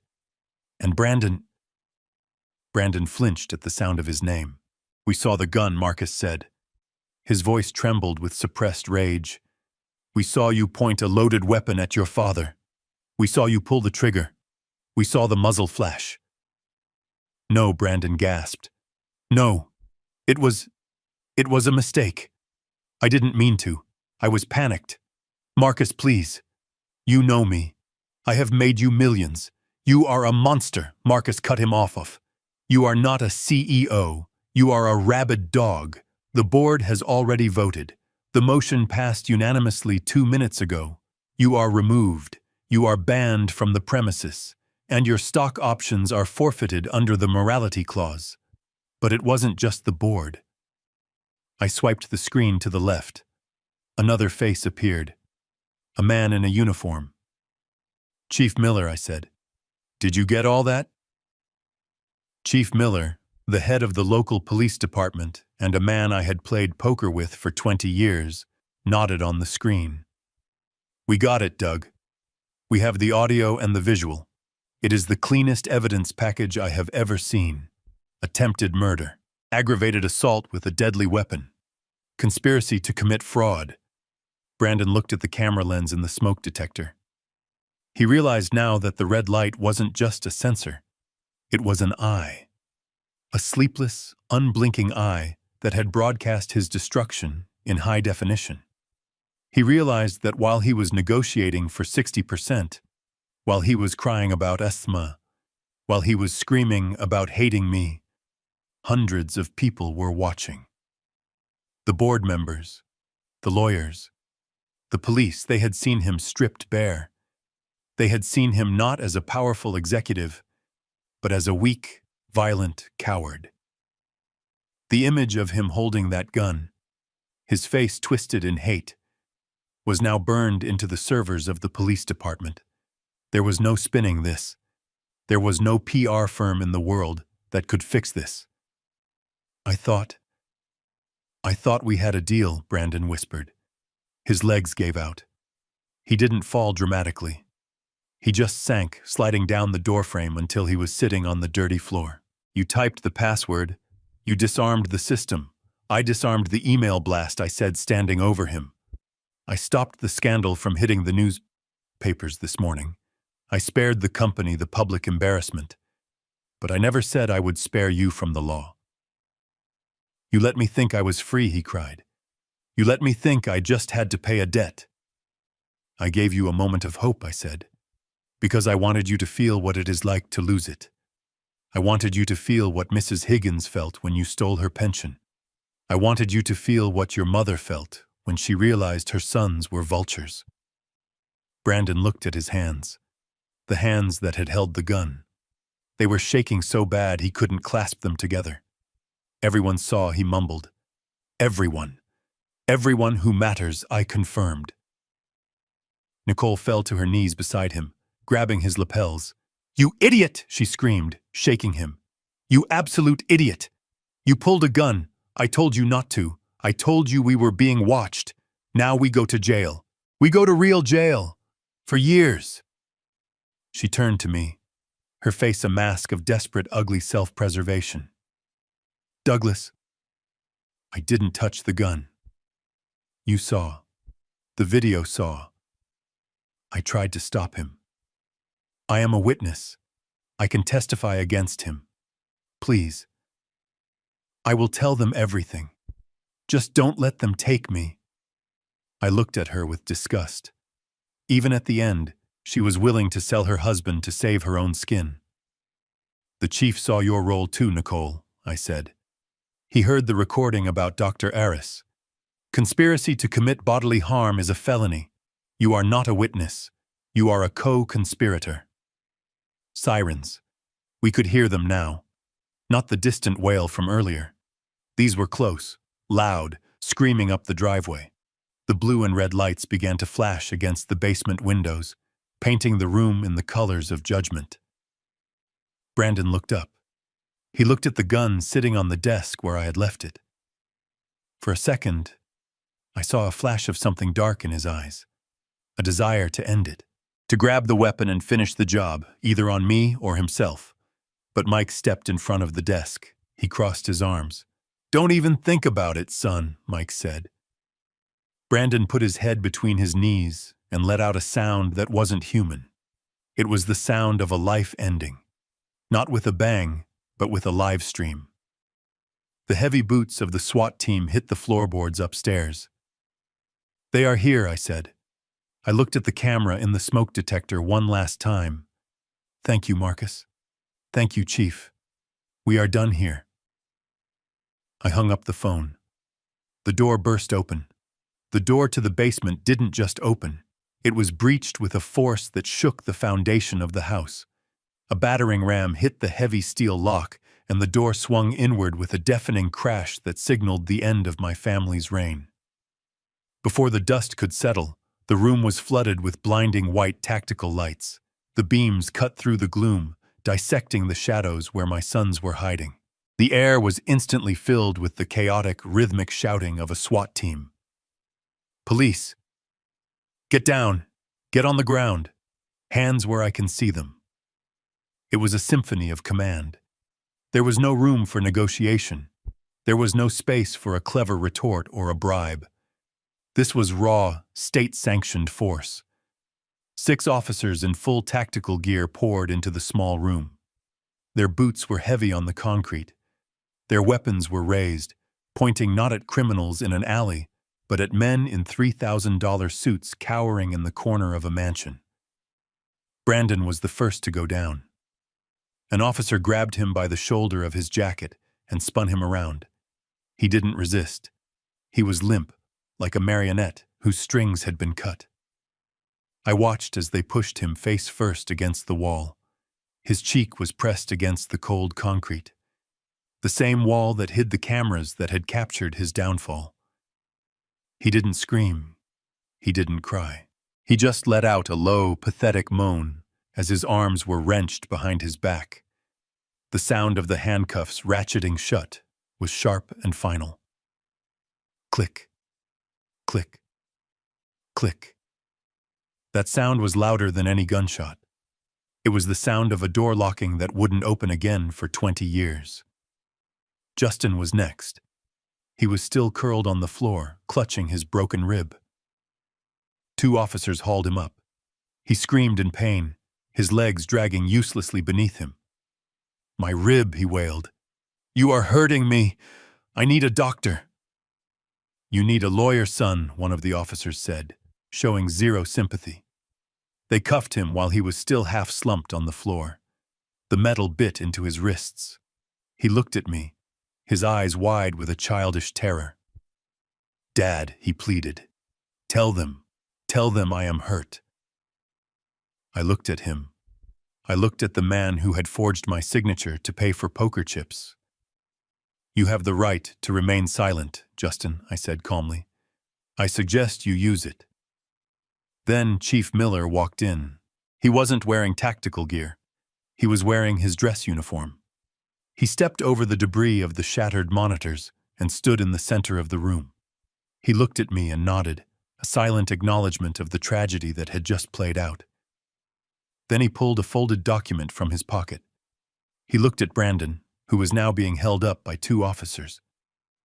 Brandon Bennett, the chief, read, his voice filling the room with the authority of the law.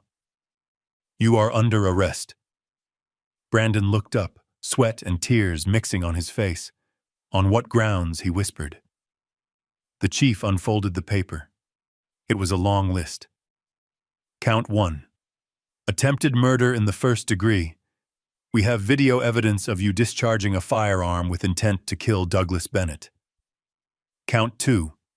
Aggravated assault with a deadly weapon. Count 3. Grand larceny. Count 4. Wire fraud. Count 5. Racketeering and conspiracy to commit money laundering. The chief paused, looking at the cowering man. And count 6. Elder abuse. Brandon closed his eyes. The weight of the words crushed him. Each count was a nail in his coffin. There was no way out. No bail bondsman could fix this. No high-priced attorney could spin a video of an attempted execution. But the drama wasn't over. The officers turned to the women. Nicole tried to back away. She pressed herself into the corner, holding her hands up as if to ward off a physical blow. "Don't touch me," she shrieked as a female officer approached her. "Do not touch me. I am Nicole Miller Bennett. My father is a judge in Connecticut.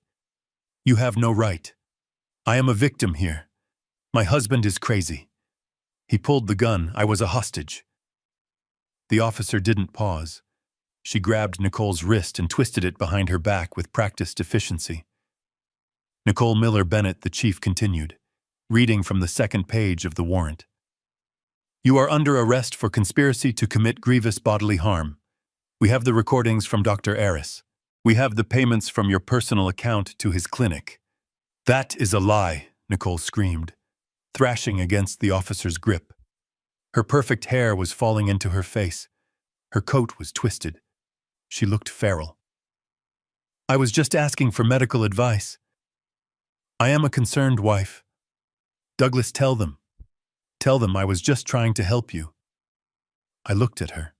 I looked at the woman who had ordered a chemical lobotomy for me over a glass of Chardonnay. "You helped me realize the truth, Nicole," I said. "That is the only help you ever gave me." "Take her away," the chief ordered. As they dragged her toward the door, Nicole's facade shattered completely. She turned her head, spitting venom at her husband. "This is your fault, Brandon," she screamed. "You weak, pathetic man. You couldn't even kill him right. You ruined my life. I hope you rot. I hope you die in there." Megan was different. When the officers approached her, she didn't fight. She collapsed. She fell to her knees, sobbing hysterically. "I have kids," she wailed. "Please, I have twins. Who will pick them up from school? They need their mother." "You should have thought about that before you helped your husband steal their college funds," the chief said coldly. Megan pointed a shaking finger at Justin, who was being dragged out ahead of her. "He made me do it," she sobbed to the officers. "He is a gambler. He is abusive. I was scared. I didn't know about the forgeries. I thought the money was legal. I am innocent. Please. I will testify against him. Just let me go home to my babies." Justin looked back at his wife. The betrayal in his eyes was absolute. "You spent the money, Megan," he shouted, his voice cracking. "You bought the bags. You booked the trips. Don't you lie. You were the one who told me to practice the signature." "Shut up," Megan screamed back. "Shut up, you loser." I watched them. I stood in the center of the storm, untouched. I watched my family, the dynasty I had thought I was building, tear itself apart. They were like rats in a bucket, climbing over each other to escape the rising water. There was no loyalty. There was no love. There was only the desperate, ugly instinct of self-preservation. "Get them out of here," I said to the chief. "Please, just get them out." The chief nodded to his men. The procession began. It was a parade of shame. Brandon, head hung low, defeated. Justin, limping and crying. Nicole, still shouting threats and legal statutes. Megan, weeping for herself and blaming everyone else. They were marched out of the room, one by one, through the heavy steel door and up the stairs. I followed them. I wanted to see it through. I walked up the stairs to the main hallway of the mansion. The front door was wide open. Outside, the driveway was a sea of flashing blue and red lights. Neighbors had gathered at the gates. I could see them peering through the iron bars, holding their phones up, filming. My sons were led out into the daylight. The cold handcuffs glinted in the sun. The neighbors watched in silence as the heirs to the Bennett fortune were shoved into the back of police cruisers like common criminals. Nicole was still screaming as they pushed her into the car. "I am a victim," she yelled to the crowd. "Look at me. I am a victim." The door slammed shut, cutting off her voice. Silence returned to the estate. The heavy engines of the police cars rumbled. One by one, they peeled away, tires crunching on the gravel, taking the rot away from my house. I stood on the porch. The chief stood next to me. "I am sorry it ended like this, Doug," he said quietly. I looked at the empty driveway. I looked at the manicured lawn where my grandchildren used to play. "It didn't end today, Chief," I said. "It ended a long time ago. Today is just the funeral." I turned back to the house. It was empty. It was quiet. But for the first time in a year, it didn't feel haunted. It felt clean. The surgery was over. The tumor was gone. Now, the healing could begin. 1 week after the flashing lights and the sirens faded from my driveway, I sat in the office of Patricia Wells. The room smelled of old leather and expensive coffee. It was a stark contrast to the smell of fear and concrete that had permeated my basement. Patricia sat behind her mahogany desk, her hands folded over a thick document. She looked at me with a mixture of respect and sadness. She had been Catherine's lawyer for 20 years. She knew where the bodies were buried because she had helped dig the graves. "We have executed the final clause of the beekeeper protocol," Patricia said softly. "The assets have been transferred." I nodded, looking out the window at the Chicago skyline. It looked different today. Sharper. Cleaner. "Read it to me," I said. "I want to hear it out loud. I want to be sure." Patricia put on her reading glasses. She opened the file. Pursuant to the instructions of the late Catherine Bennett and the surviving executor Douglas Bennett, the entirety of the Bennett family estate, including all liquid assets, real estate holdings, and stock portfolios, has been moved into the Generation Skipping Trust. She looked up over her glasses. "It means the money skips a generation, Douglas. It goes right over Brandon and Justin's heads." "Continue," I said. "The beneficiaries of this trust are the 4 grandchildren," Patricia read. "However, access to these funds is heavily restricted. The trust will pay for their education, their health care, and a modest living allowance. But they will not receive a lump sum inheritance until the age of 30, and only upon the condition that they have no criminal record and are gainfully employed." I closed my eyes. I could see my grandchildren. They were innocent in this. They didn't ask for greedy parents. I wasn't going to let them starve, but I wasn't going to let them become Brandon and Justin either. They would have a safety net, not a hammock. And the rest I asked. The remainder of the estate, approximately 60%, has been liquidated and donated to the Catherine Bennett Foundation. Patricia continued. The funds are earmarked for 3 specific causes: legal aid for victims of elder abuse, financial literacy programs for underprivileged youth, and... She paused, a small smile touching her lips, and a grant for the preservation of apiaries and bee populations in North America. I smiled too. Catherine loved her bees. She used to say they were the only creatures that worked hard, protected their queen, and produced something sweet without destroying the flower. And my sons, I asked. What is their status? Patricia's face hardened. She pulled out 2 envelopes. They were stamped with the seal of the county correctional facility. They have been trying to reach you, Douglas. They have been trying to reach anyone. The arraignment was this morning. The judge set bail at $5 million each. Given the flight risk and the severity of the charges, he wasn't lenient. She slid a letter across the desk. It was a copy of the response she had sent to their public defenders an hour ago. I picked it up. It was brief. It was brutal. It was necessary. Dear Mr. Henderson, Acting Counsel for Brandon Bennett, regarding your request for bail assistance from the Bennett Family Trust, please be advised that your client has been formally disinherited. Furthermore, as the trust is currently the primary creditor in a civil suit against your client for fraud and embezzlement, providing bail money would be a conflict of interest. The trust does not fund the defense of those who stole from it. Request denied. I put the letter down. They are sitting in a cell right now, waiting for me to walk through the door with a checkbook, I said. They are, Patricia agreed. They still don't believe you would actually leave them there. They think this is a lesson. They don't realize it is a life sentence. I thought about Brandon in his orange jumpsuit. I thought about Justin without his expensive shoes.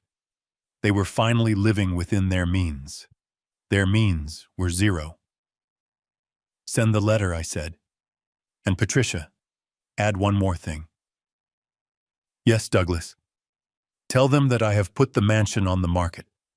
Tell them that the proceeds from the sale will go toward paying back the pension fund they stole from. Tell them that I am selling their childhood home to clean up their adult mess.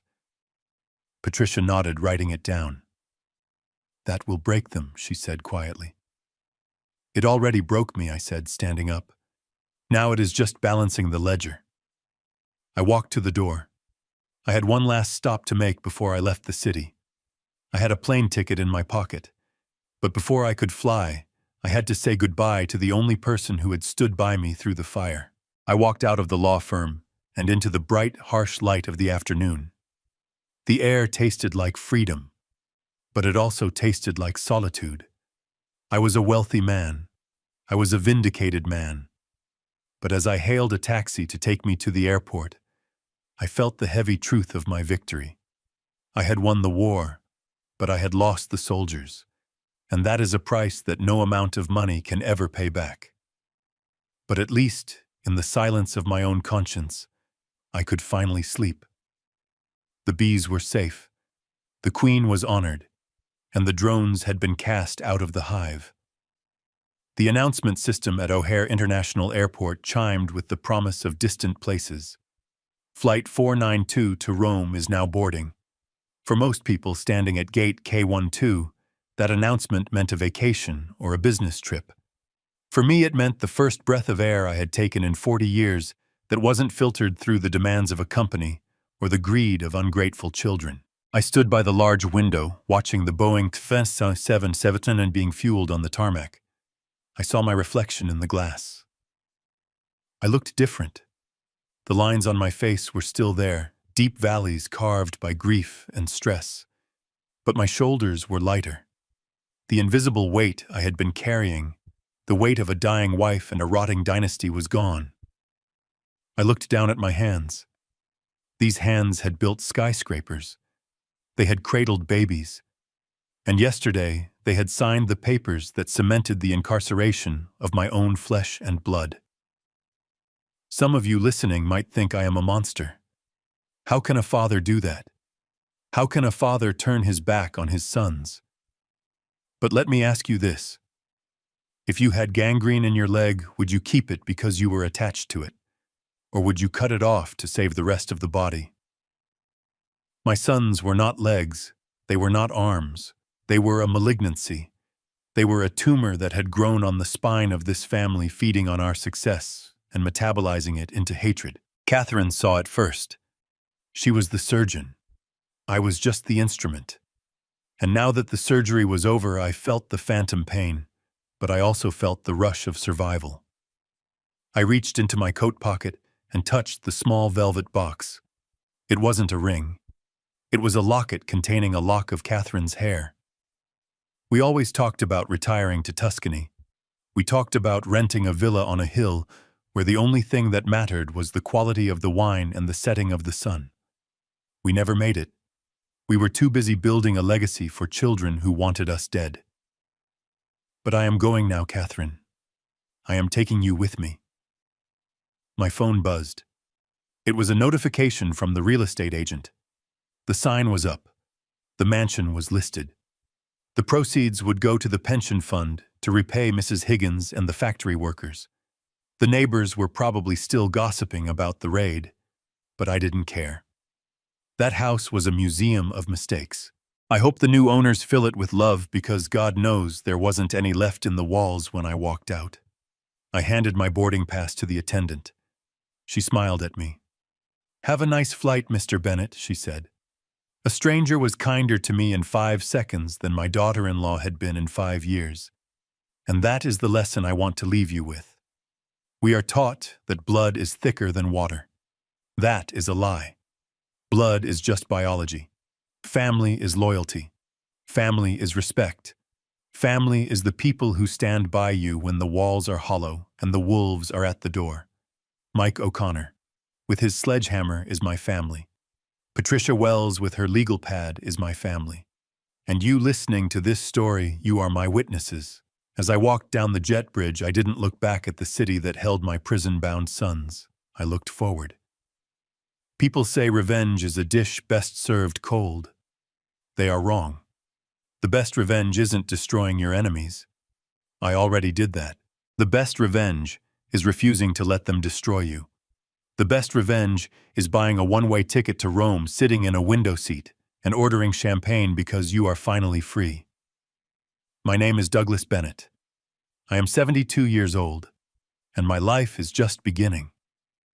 We often cling to the myth that family must be preserved at all costs, even when it costs us our soul. But I learned that shared blood is not a license for abuse. True loyalty is earned, not inherited. By cutting off my sons, I didn't destroy my family. I saved the integrity of what my family was supposed to be. Catherine taught me that the ultimate act of love is sometimes letting people face the consequences of their own greed. Never set yourself on fire just to keep others warm.